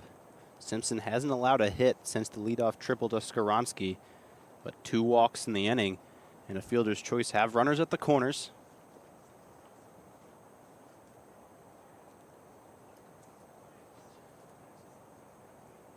Two down, 1 to get for the righty from Bethesda. The pitch, swinging a line drive into left field. That's down. RBI single. It's tied up once again, and Brennan Wright has reached base in 30 consecutive games. Well, how about Brennan Wright? Got a little sketchy. Took him till his 4th at bat, but he hit one hard that just hung up too high in the 3rd. That time gets it down. Gives no chance for an outfielder to make a play, and comes through in a key spot to tie this game up.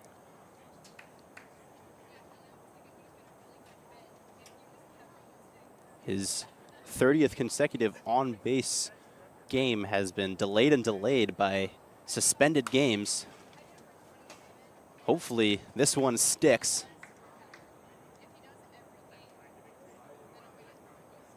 His Big Train record has been equaled, so tomorrow at Silver Spring, Drew Bellis will go for the Cal Ripken League strikeout record, presumably. He will be the starter, and Brennan Wright will go for the Big Train record for on-base streak. Pitch to Josh Skaronski is inside. I crossed up Zachary White. I don't know if you noticed, Jackson. He had his glove turned over as if he was going to block the ball. Now he's going to talk to Simpson. He thought an off-speed pitch was coming. That was a fastball that hit him directly in the chest plate, and he was caught unawares. With a pitch mix like Simpson's, it's all the more dangerous to get crossed up. Fastball and breaking ball, very different from one another, but Alex Peltier is at second base, and when runners get to second, teams often go to a new sign sequence, whether that's multiple signs, the pump system where it's just the amount of times fingers flash, doesn't matter what they're showing. It might be third sign, it might be chasing the number of the outs. There's all sorts of different systems, and maybe Simpson got which system they were using mixed up, threw the wrong pitch.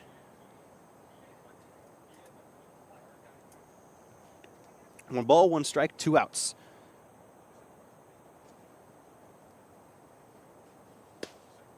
Skaronski takes on the outer half. It's 1-2.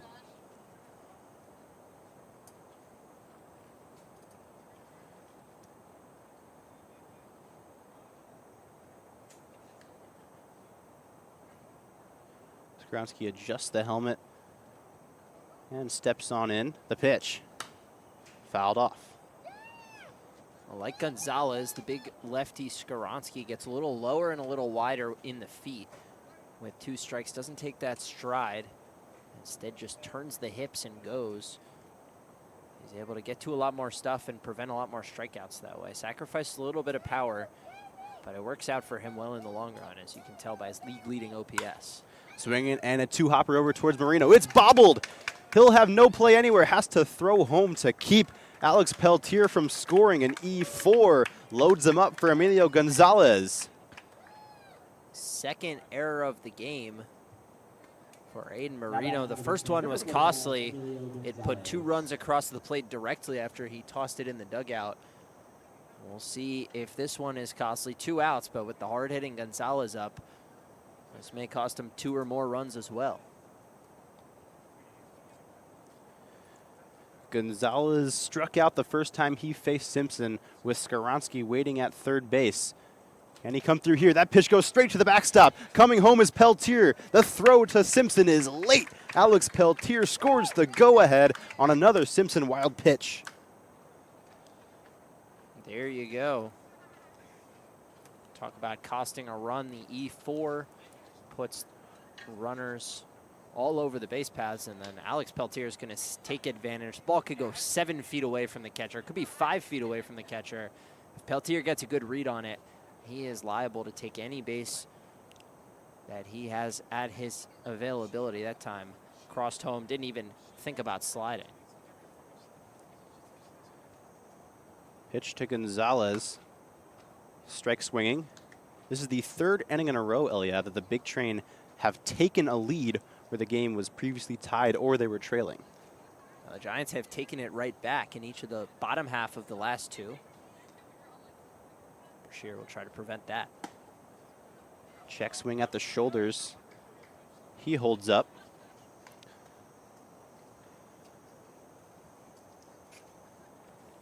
Gonzalez is hitless in just 5 games all season. This is game number 28. He does have a hit tonight, so that won't extend it, but that tells you something about this guy. Off-speed pitch. Swung over. There's a couple of changeups that Simpson's thrown. Hasn't really broken that out much, but I believe both of the last 2 swinging strikes from Gonzalez were changeups on the outer half, and good ones. Runner still on second and third, 2 outs in the inning. 2-strike pitch, swinging a liner towards the right fielder, or it's pushing him back, it's going towards the wall. It is off the base of the wall. 2 runs will score. Pulling up into second base is Emilio Gonzalez. It's 8-5 Big Train.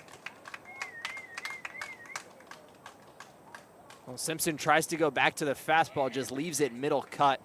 And Gonzalez may make a mistake once or twice in an at-bat, but you are almost never going to see him swing and miss at 3 pitches. That time just keeps the weight back, shifts it, and hits it over the head of the outfielder Orr. And the Big Train have their biggest inning yet, and they chase Leo Simpson. Leo Simpson will hit the showers. New Gaithersburg Giants pitcher in the ballgame when we return on the Big Train Baseball Network.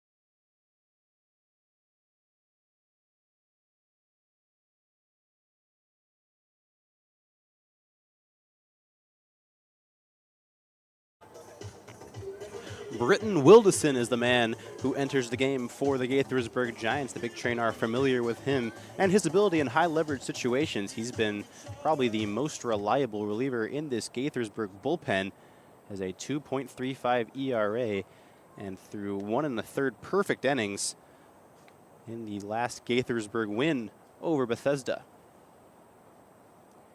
He's got John Martinez here, who swings and drives it deep to left, but foul.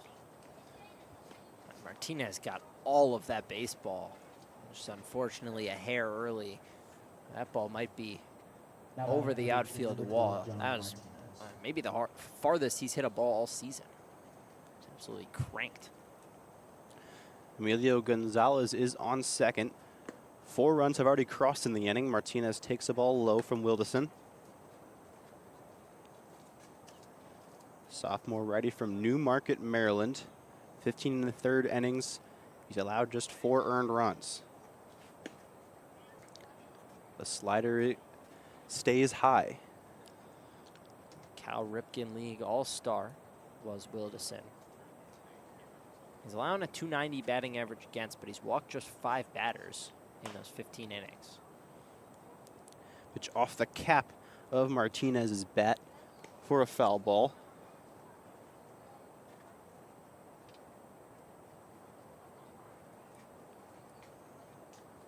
Scoreboard reads all 2s here for Martinez against Wilderson.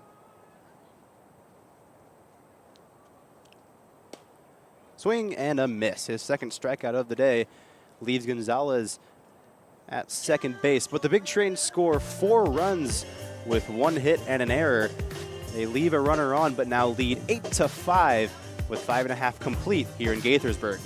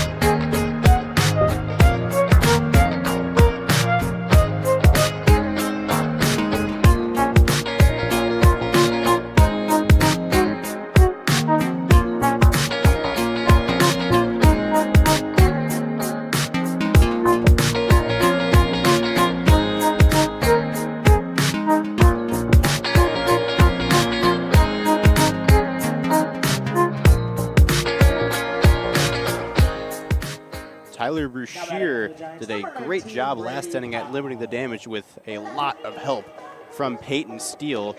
And now he has a lead to protect. It's 8-5 Big Train. You're watching, or listening rather, to the Big Train Baseball Network alongside Eliav Brooks Rubin. I'm Jackson Corcoran. Gibson Hurt is on the buttons and knobs.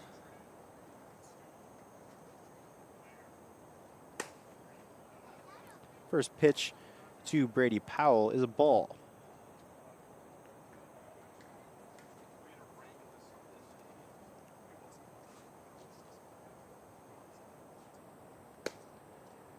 Brushear leaves it inside, arm side. It's 2-0 to Powell. It's the biggest lead either team has had all game. We have had 1 tie and 4 lead changes. That one just a skosh high, and it's 3-0. See if Gaithersburg can retaliate. Leadoff walk would help with that, but they've got some ground to make up.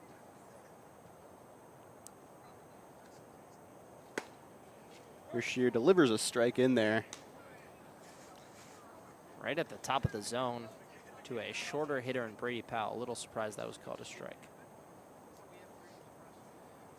Brashear now has a chance to work back in this count. Here is the 3-1. Same spot, same call.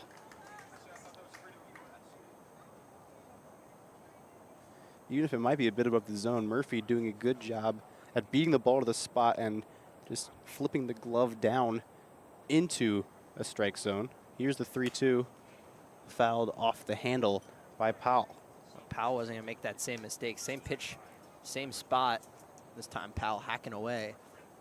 Understands that that is a strike to him in this at-bat. Powell is 2 for 2 on the day with a walk. Trying to reach for the 4th consecutive time. Won't do it. Strike 3 called. Second K looking for Tyler Brashear. And he's able to battle back from down 3-0.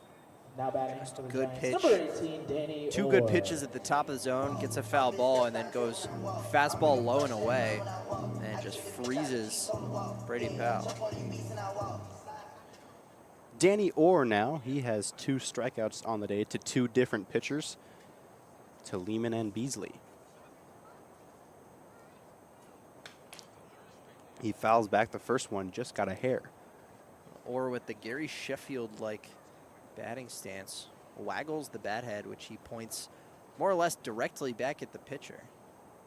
He's able to generate some pop, 8 doubles, 3 home runs. Maybe not what you'd expect looking at him.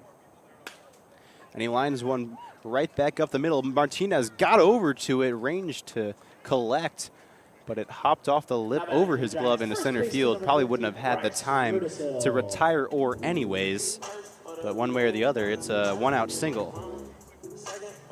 Danny Orr picks up his first hit in the last 9 at-bats.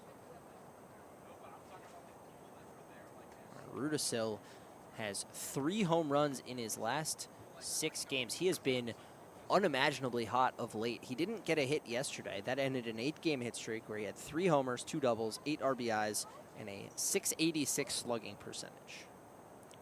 Got a runner on first base now. Tying run is on deck. That's Andrew Holub. Line drive right towards Martinez. Fields on the hop. Touches the bag. Throws to first. A double play. Tyler Brashear faces the minimum here in the 6th. It's still 8-5 Big Train.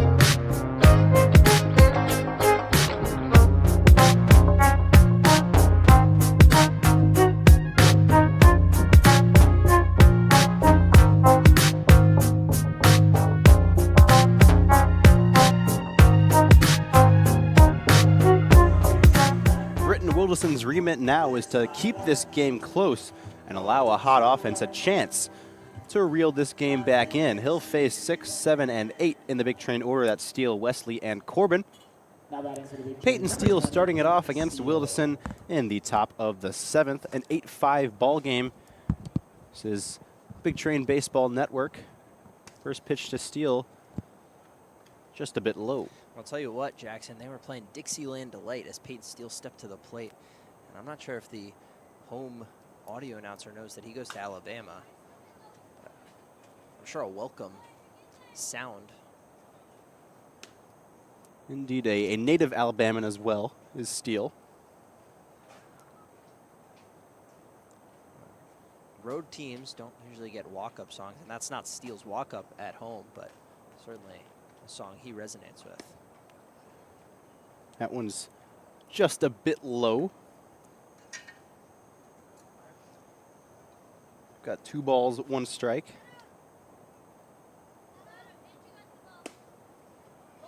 That's in there. 2-2. The Silver Spring Tacoma Thunderbolts were leading the Crop Dusters 5-0 heading into the bottom of the 6th. And the Snakebit T-Bolts immediately coughed up 6 runs. And in the doubleheader, we're heading into the 7th, a chance to win. There's a go-ahead grand slam allowed by the best reliever on the T-Bolts, Nicky Keene. Peyton Steele, a lazy fly ball down the left field line, moving in and making the catch is Brady Powell. It was Coy Swanson who launched his 3rd home run of the season for the Crop Dusters. He hasn't hit for much average, but he's come through with a couple of huge home runs, and Crop Dusters have been going hot lately, and everything is going wrong for the T-Bolts. This is just another example. Gaithersburg, if they can come back and win here, they can chase within 2 games of the T-Bolts. It's fouled off by Matt Wesley. Assuming the Crop Dusters are able to hold on to this newfound lead, but given the way the T-Bolts have been playing lately, it would not be super surprising for that to happen. That would be 11 straight losses for the squad from Silver Spring to drop from 12 and 6. My goodness, they were battling for the lead in the North Division not too long ago. That's popped up by Wesley, hence briefly lost it as it dipped above the lights, then caught it again on its way down and makes the grab. Well, they were at that time 12-6. They were a half game up on the Big Train, who were 11-6. Then they're still on that same losing streak. They haven't won since the Big Train at the same time reeled off their win streak. They won 11 in a row. T-Bolts on the verge of losing 11 in a row. Or losing, I should say, 12 in a row. I believe it's 12. Yeah, on the verge of 12. Are they at 12 now or about to lose 12? About to lose 12. Okay. Swinging a foul by Corbin. But, Elia, if you remember, in the last couple weeks of June, it was a close run thing. Back and forth it went between the Thunderbolts and Big Train. Looked like it might be a great battle for the division. The T-Bolts pitching just collapsed. Line drive single by Parker Corbin. He's reached base 3 times today, and a 2-out knock brings up Dylan Murphy. He's now got a 3-game hit streak, just his 2nd of the year, and first since the first week of the season. It's a welcome sight for the Big Train and their ever-lengthening lineup. Logan Panett getting the day off, but if Corbin can continue to hit the ball and take the walks at his rate, and he does, he just provides even more options for Colangelo. Dylan Murphy, a check swing grounder back to the mound. Britton Wilderson fields and flips to first base. The single does no good. It's stranded at first. 1 hit, no runs, a runner left on in the top of the 7th. The Big Train still lead by 3 going into the bottom of the 7th.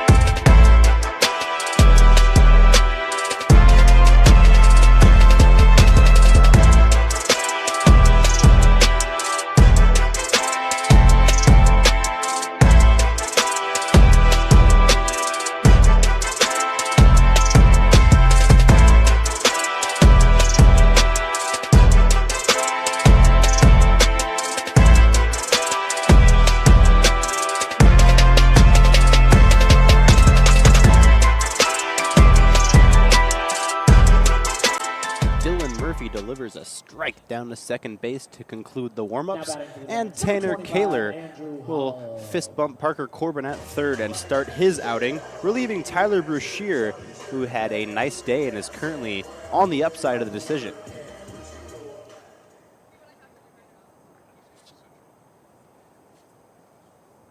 Kaler, a very brief foray into the world of the starters.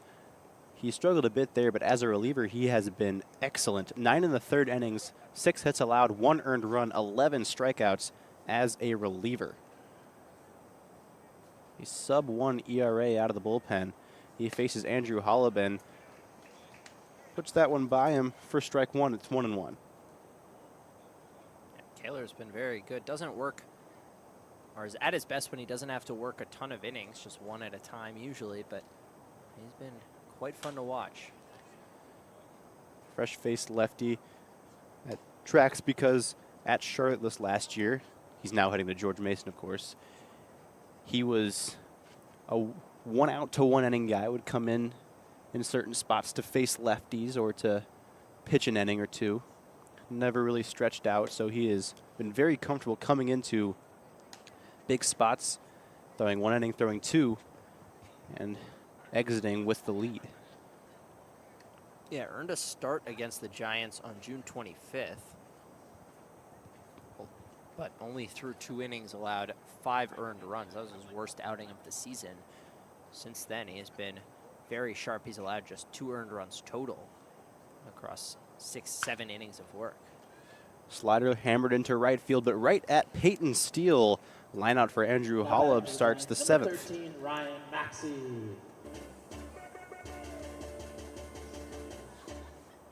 The Big Train are 7-1 when Tanner Kaler makes an appearance. That's the second best record on the team behind Kide Adatui's 6-0. Just to be clear, that's not his decisions record. That is the record when he appears. Still very good. That pitch is high to Ryan Maxey. It's lefty on lefty. Behind us in our makeshift broadcast booth, James Gladden just finished throwing his weighted ball routine into the bathroom wall. That's popped up into left field. Coming in, Matt Wesley has a lot of ground to cover, and he covers it, makes the catch. I wouldn't be too surprised to see a 2-inning save opportunity from Gladden here. With Owen Stewart having rest, the Big Train really roll out 2 closers, and that gives them the luxury of throwing them out for 2 innings at a time. Stewart had his first outing allowing an earned run last time out, but that was 3 days ago, which means if they go to Gladden for 2 innings, he will have the benefit of resting at least 1 day before they call on him, and likely more, since it's pretty rare to see 3 straight save situations in this league. Big Train had it earlier this year. They had up to 6, I believe. They had a stretch, but some weird ones were included in there. Swinging a pop off the bat of Cade Hentz into short right field.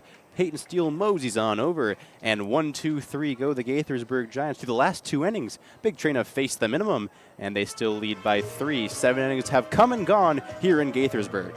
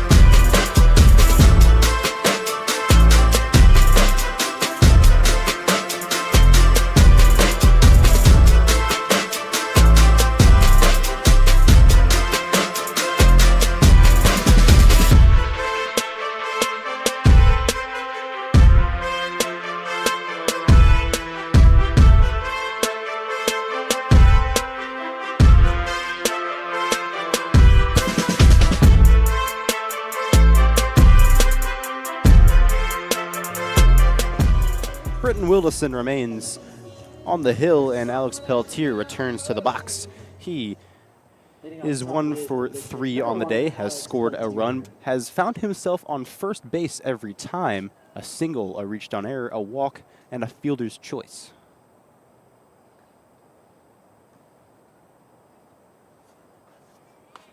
Bunt down the third base line, it rolls foul. Peltier so good at that bunt for a hit. That time just didn't quite get on top of it. Hit it with some spin off to the side. Wilderson has been excellent against the big train.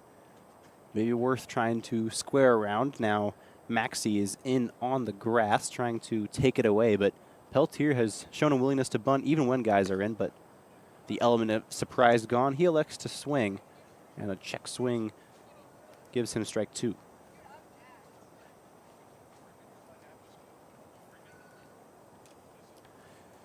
Gaithersburg, throughout the former part of the year, really struggled in the late innings as that one's low and outside to Peltier, but back-to-back wins in the final at-bat for the Giants. And today, it promises to be another close one heading into the final few. Yeah, shut down the big train for a 2-1 win. Foul ball, Peltier. That was back on Tuesday.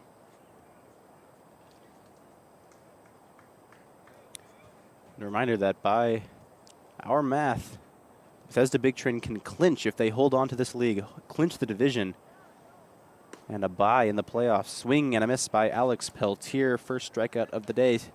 Second for Britton Wilderson. Now batting for the big train. Good pitch from Wilderson to finish that thought. Giants then took care of business 7-4 against the Grays, but that was close late. The Grays threatening.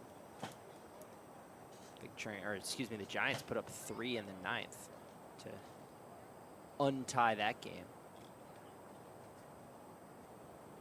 Brennan Wright takes a strike. He has one of the bigger swings in this game. A 2-out single into left field. Extended his on-base streak and tied up this game.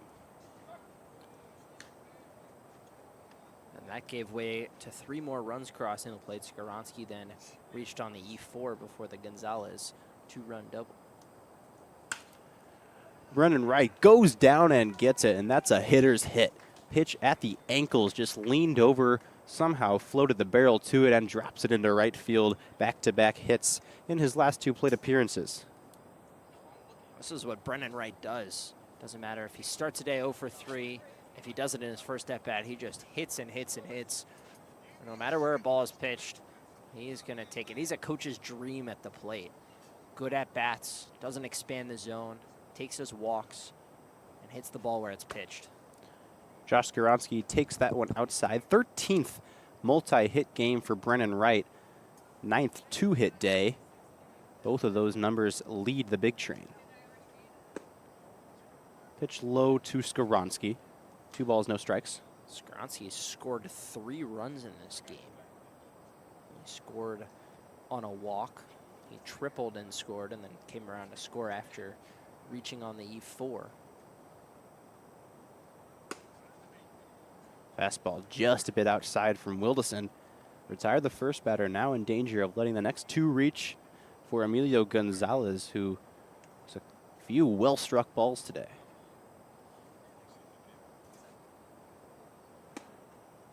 The delivery catches the edge. 3 balls and a strike. Skaronski now gliding into a tie atop the big train leader, or excuse me, the Cal Ripken leaderboard in runs scored. Has a chance to add to it by reaching here.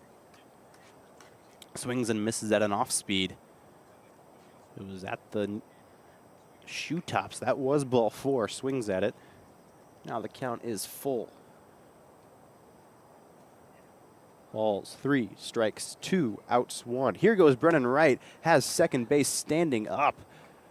Slides in, but he had it easily stolen. A brilliant jump off Wilderson. Josh Skaronski goes down swinging, but Brennan Wright able to take second. He's in scoring position for Emilio Gonzalez. Good pitch to go on. Wilderson was focused on the plate, throws an off-speed pitch. Really good pitch to get Skaronski to strike out. You said it, Brendan Wright timed it up well, got a good jump, and not a great throw from Zachary White. Now Gonzalez, who's got 2 hits today, chance to extend this lead.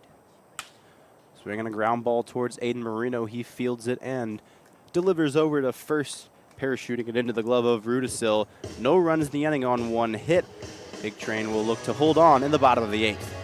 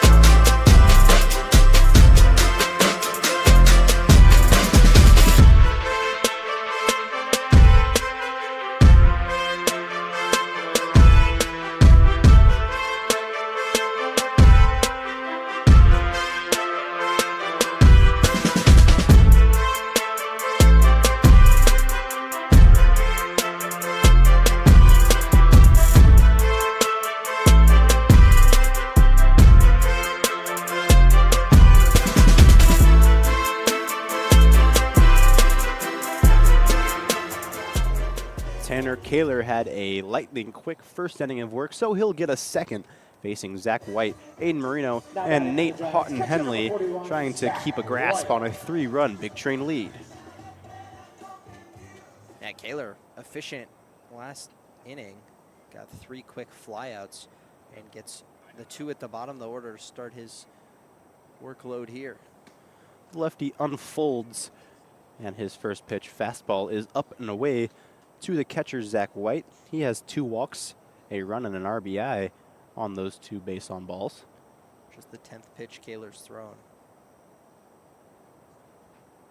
The 11th is fouled into the netting.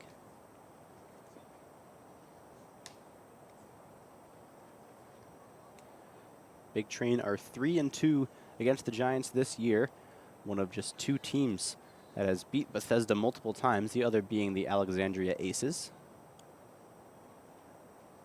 Nobody's beat them 3 times. Big Train looking to avoid it still. Popped up down the first base line. Emilio Gonzalez gives chase. It's in vain, out of play.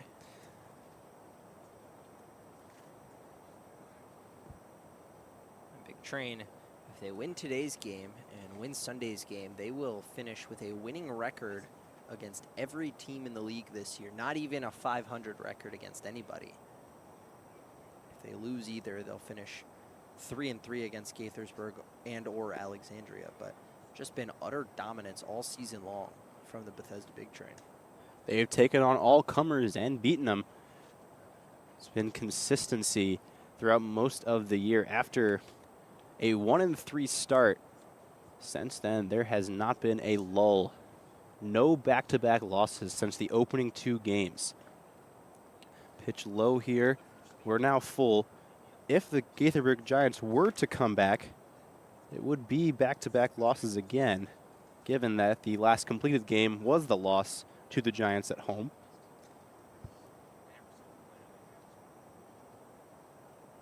Tanner Kaler brings home a 3-2.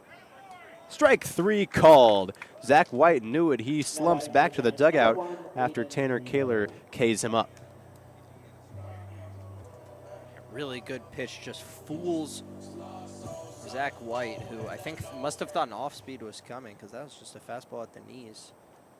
He was not ready for it. Aiden Marino has a pair of groundouts, reached on a hit by pitch in the 5th. That plunking pushed home a run.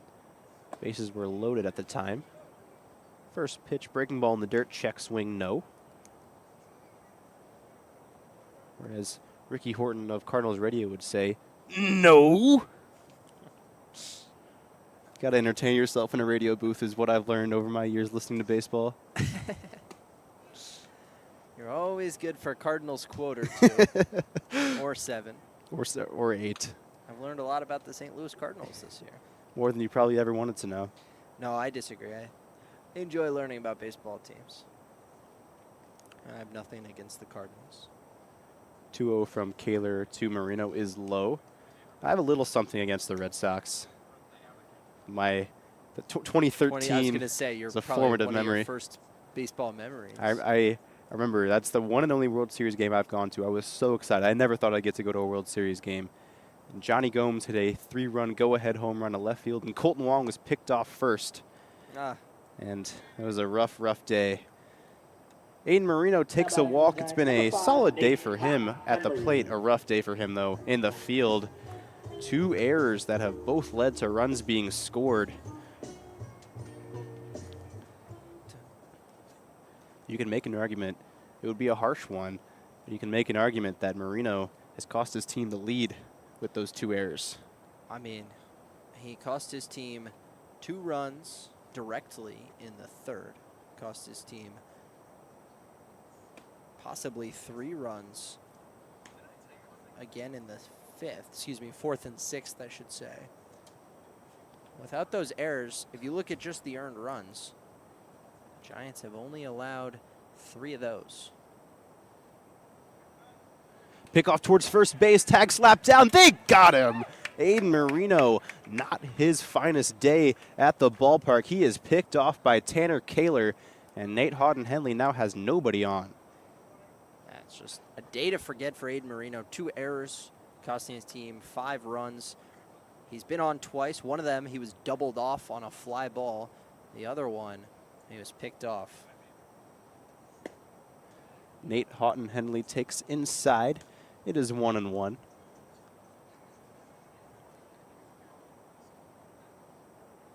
Tyler Brashear and Tanner Kaler have really nailed this game down so far. That slider is a bit low, but they're part of the coterie of relievers that has been so reliable for the Big Train this year. Those 2, Owen Stewart, James Gladden, Cole Ketchum, and Cole Ketchum have all been good to brilliant at times this year. Swinging a line drive by Houghton-Henley heading towards the gap. That's down. That'll be extra bases. To the wall it goes. And motoring into second is Houghton-Henley. He stops there as Wesley gets it in. A 2-out double for Nate Houghton-Henley. And there's a chance for the Giants. Number 19, Brady Powell. Brett Ott, in fact, was the one to pick up that ball in left field, has replaced Wesley. A very good defender out there in left is Ott. So they'll put him in for the final few, play some defense. Doesn't matter how good of a defender you are, nobody is getting to that ball. That ball was hammered into the gap. And now even more of a shame that Marino gets picked off, because he probably comes around to score there. Suddenly, tying run is at the plate with 1 out instead. Still 8-5, 1 runner on and 2 away. Breaking ball just a bit outside to Brady Powell, but today, I think that James Gladden and Parker Corbin are looking at Nate Houghton-Henley and thinking, man, glad to have this guy in our colors next year. The soon-to-be teammates. That pitch is in there for a strike to Powell. Houghton-Henley's frequented 3rd on 2 occasions today. I wonder what the conversations over there have been. He's now 2 for 3 with a walk, has scored twice, has an RBI, but has one of the costliest plays of the game. Although it wasn't his fault, he stung a ball out to right field. Peyton Steele just made a dart of a throw to second and doubled up Aiden Marino, stopping a rally cold. That one's outside to Powell. It's ball 4. For the Giants, number 18, Danny And now Orr. 3 of the 4 batters in this inning have reached. And if not for a timely pickoff by Kaler, this might be a different situation. As it is, there's still a tying run at the plate, and it's Danny Orr. He's got home run pop. And it likely won't be Kaler to face him. Sal Colangelo heading out towards the mound. We saw James Gladden getting ready, and it likely will be him trying to finish this game off. Here he comes from the bullpen, the Maryland Terrapin, trying to pick up the save here on the Big Train Baseball Network.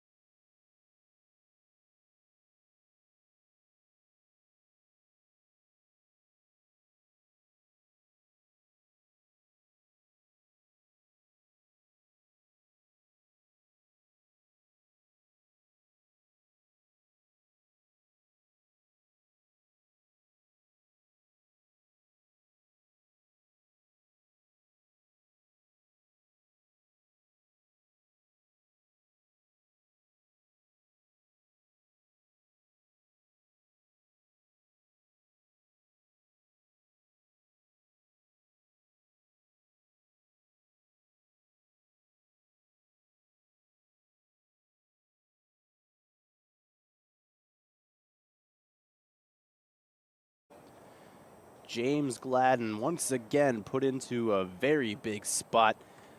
He has made 8 appearances this year. The Cal Ripken League All-Star has a pair of saves. Trying to pick up another one tonight.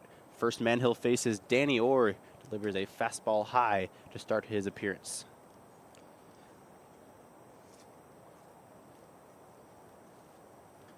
Gladden has allowed 1 hit all season in 11 innings of work. Has struck out 15. Big swing and a miss from Orr on the 1-0. Gladden in 8 appearances, 11 innings, the 1 hit, just 2 earned runs, 2 saves, a 1.63 ERA, and a .030 batting average against. Devastating slider of his has led him to a great deal of success. Throws one here and it's fouled off. Especially in big at-bats, Danny Orr will lunge. You throw him a slider outside, he might go fishing.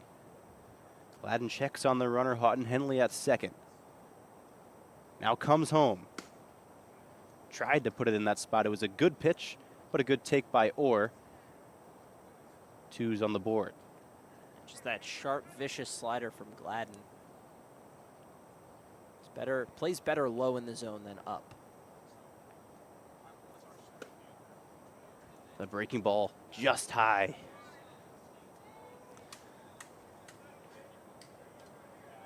Count is full. Bryce Rudisil on deck. You want the righty-righty if you're Gladden. You want to retire Orr here.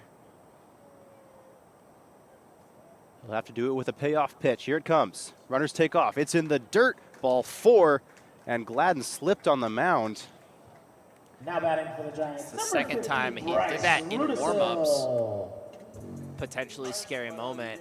And this is not the guy you want to see at the plate if you're the big train. Rudisil just 1 for 3 with a single today, but he popped an 8th inning home run to go ahead against the big train on Tuesday. A home run here would do so, and he's got 3 blasts and 2 doubles in his last 8. Pitch to Rudisil, a slider in there for a strike. But unless I am mistaken, I believe this is Gladden's first time not pitching with a clean start, coming into a game in the middle of an inning. I believe you're right. But he's got 2 strikes on Rudisil here, both with a slider. That one was at the letters, but Rudisil cuts under it. That was one of the reasons I thought they were going to bring him in for the full 6 outs, but Kaler was so efficient in the 7th that he earned the right to stay out in the 8th. Here's the 0-2. And the dirt blocked by Murphy. And Rudisil had a little twitch of the shoulders, but no appeals. Wasn't particularly close to a check. 1 ball, 2 strikes.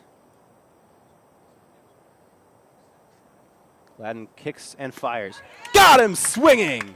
James Gladden comes in with runners at first and second and escapes, striking out Bryce Rudisil to strand the bases low to the Bethesda Big Train lead by 3, heading into our final inning of regulation.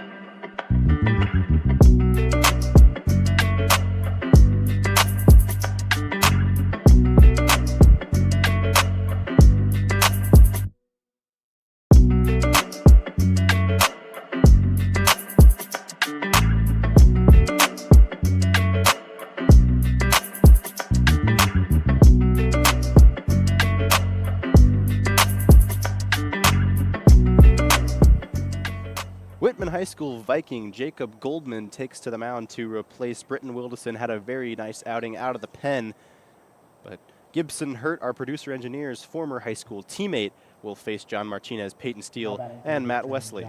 Former battery mate, no less, with Gibson frequenting the tools of ignorance in high school. Tools of Ignorance might be one of my favorite names for any piece of sports equipment out there. Swinging another high foul drive from John Martinez. He's gotten out in front of a couple of fastballs in his last 2 plate appearances, but 2 out in front. And he's ready to hit and not waiting around, trying to welcome Goldman to the game rudely. Just misses. He's extended, though, his hit streak to 4 straight games since being ejected a week ago Sunday. Breaking ball just a bit low. Since that ejection, he is 5 for 15 with a pair of doubles.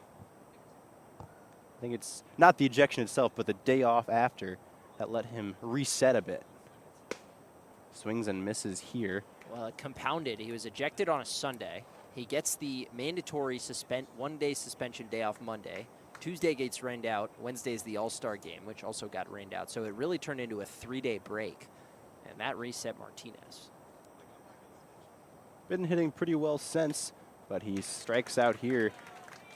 He's wearing the sombrero. 3 strikeouts on the day. Now batting for the big train, number 20, Peyton Steele.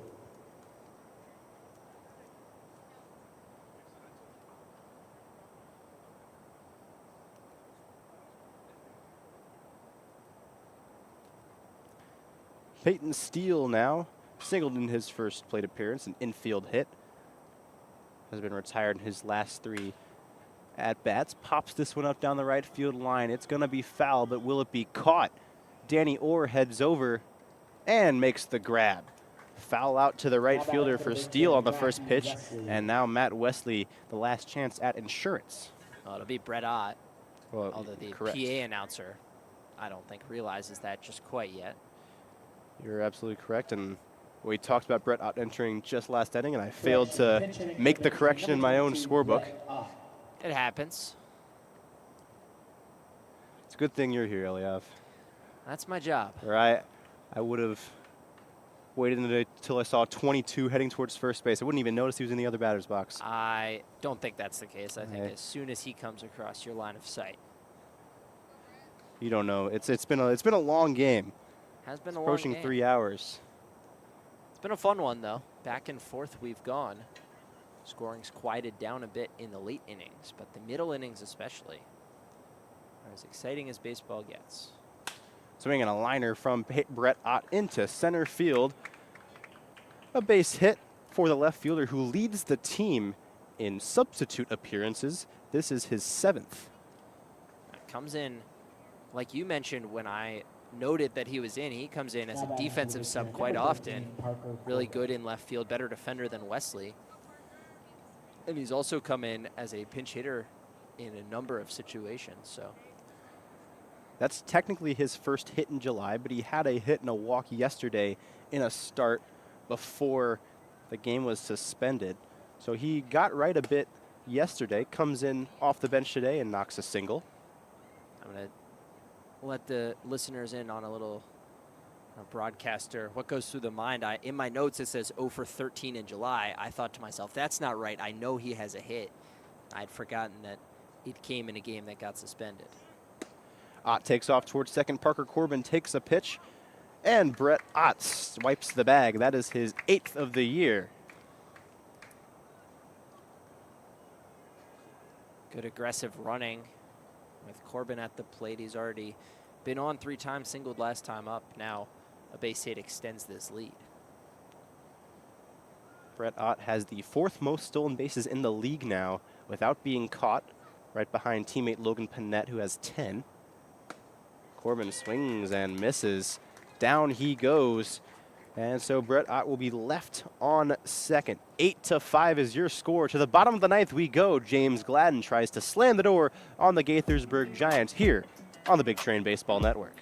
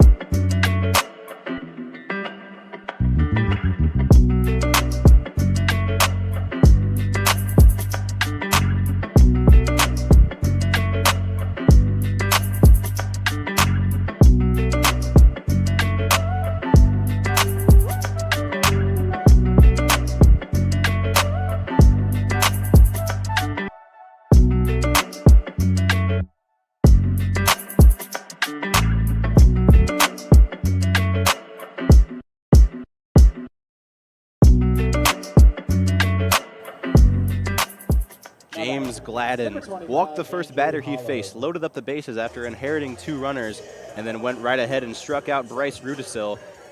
He has a 3-run cushion in the bottom of the 9th. Andrew Holub, Ryan Maxey, Cade Hentz due up for Gaithersburg.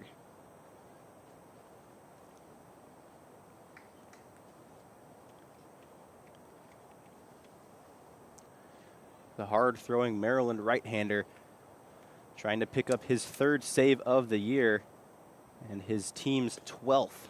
First pitch slider is a ball.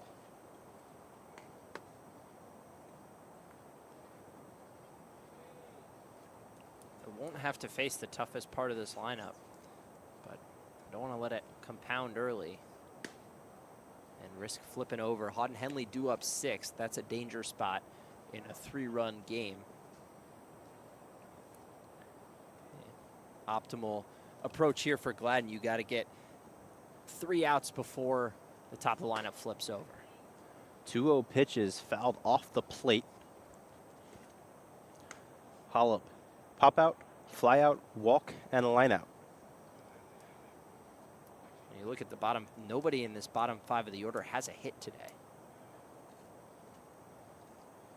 Houghton, Henley, Powell, Orr, and Rudisil doing the brunt of the damage. Although now 5 walks and 2 hit by pitches for the bottom 5. So Gladden, who's only allowed 1 hit all year, matches up well with this bottom part, but has to avoid the free pass. He won't this time. His 2nd walk of the day and the Big Train staff's 12th of the evening. Number 13, Ryan Maxey. It's been a frustrating one for throwing strikes for the Big Train. They've done a good job to limit damage, just 6 hits allowed. Have not allowed the walks to compound into big innings, no more than 2 runs in any frame, but for a team that has been throwing a lot more strikes lately, it's frustrating to see 12 walks in a game. James Gladden twitches his bright teal glove, gets his grip, and that cutter is high. Gladden has a lot of room for error here. Still leads by 3, and it's 6, 7, 8, 9 due up. Maxey takes a strike.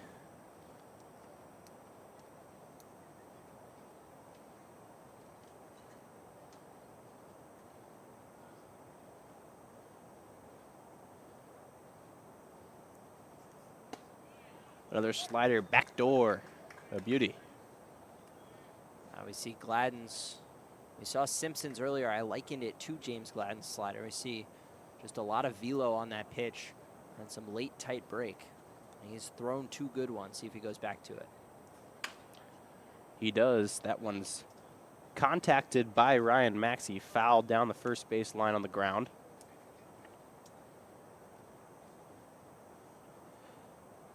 $10 p.m. Eastern Time. It's getting late in the day and late in this game. Gaithersburg down to 3 outs.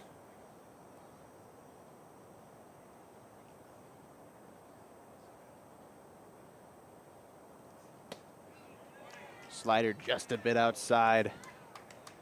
Big league take from Maxey.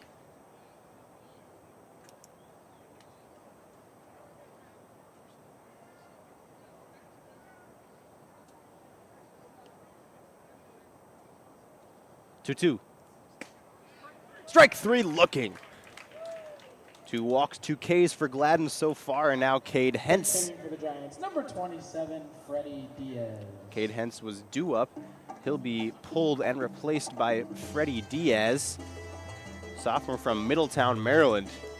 And a Davidson Wildcat. Diaz has struggled in limited playing time this year, 13 appearances, hitting just 194. Getting a crucial at-bat here in place of the 0-for-4 Cade Hentz. On the deck, it's still Zach White as Diaz comes straight out of the dugout and watches a filthy slider from Gladden for a strike. Oh, welcome to the game, big fella.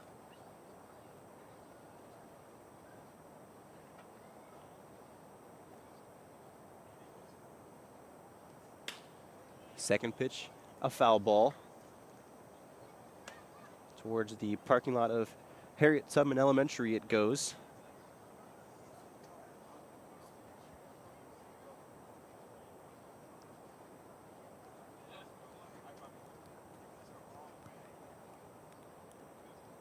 The 0-2 to Diaz, pinch hitter.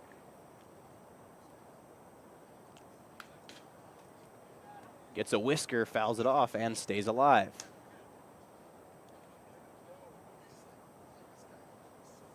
A big swing there. That was a good pitch at the top of the zone.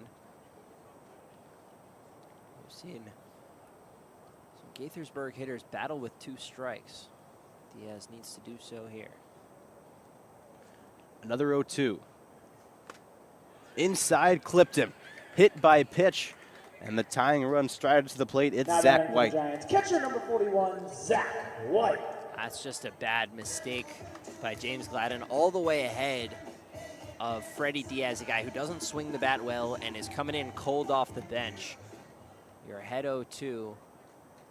That's the one thing you can't do is hit him. Zach White, no homers yet on the season, but has some strength to his build. Does have 3 doubles.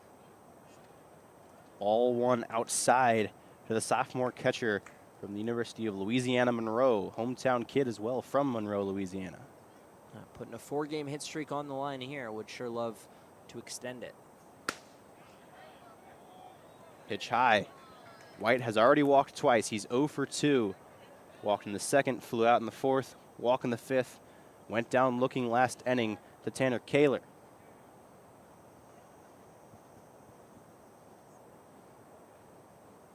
Two-0. Upstairs. Gladden cuts a frustrated figure on the mound right now. Just can't find the heater.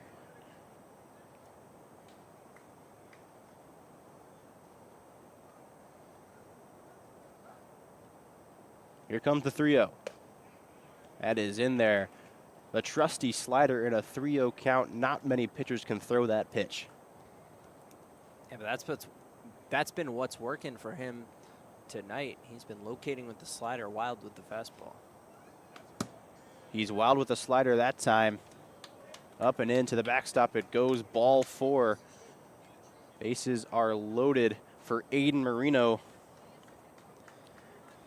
He's played the GOAT for much of this game. Now a chance for heroism. Pinch runner. Now batting for the Catcher Giants, White number 1, sits. A Aiden much speedier Marino. Ruiz Weiss will run. Coach Craig Lopez come out and try and calm his closer down. Gladden really hasn't looked this shaky since his first outing of the year in Olney.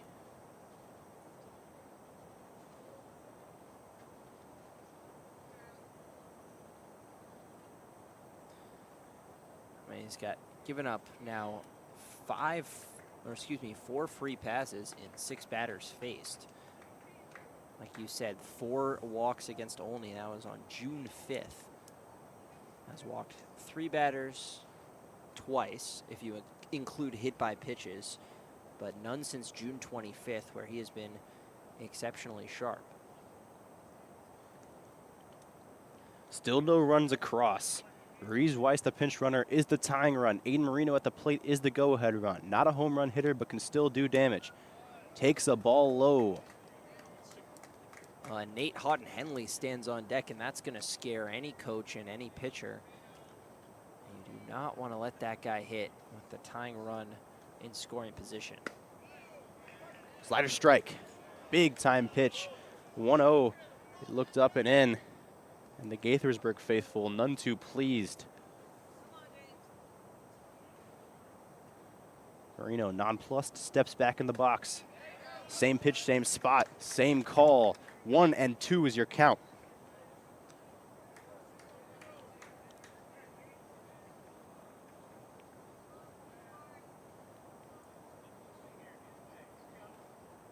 Pitch.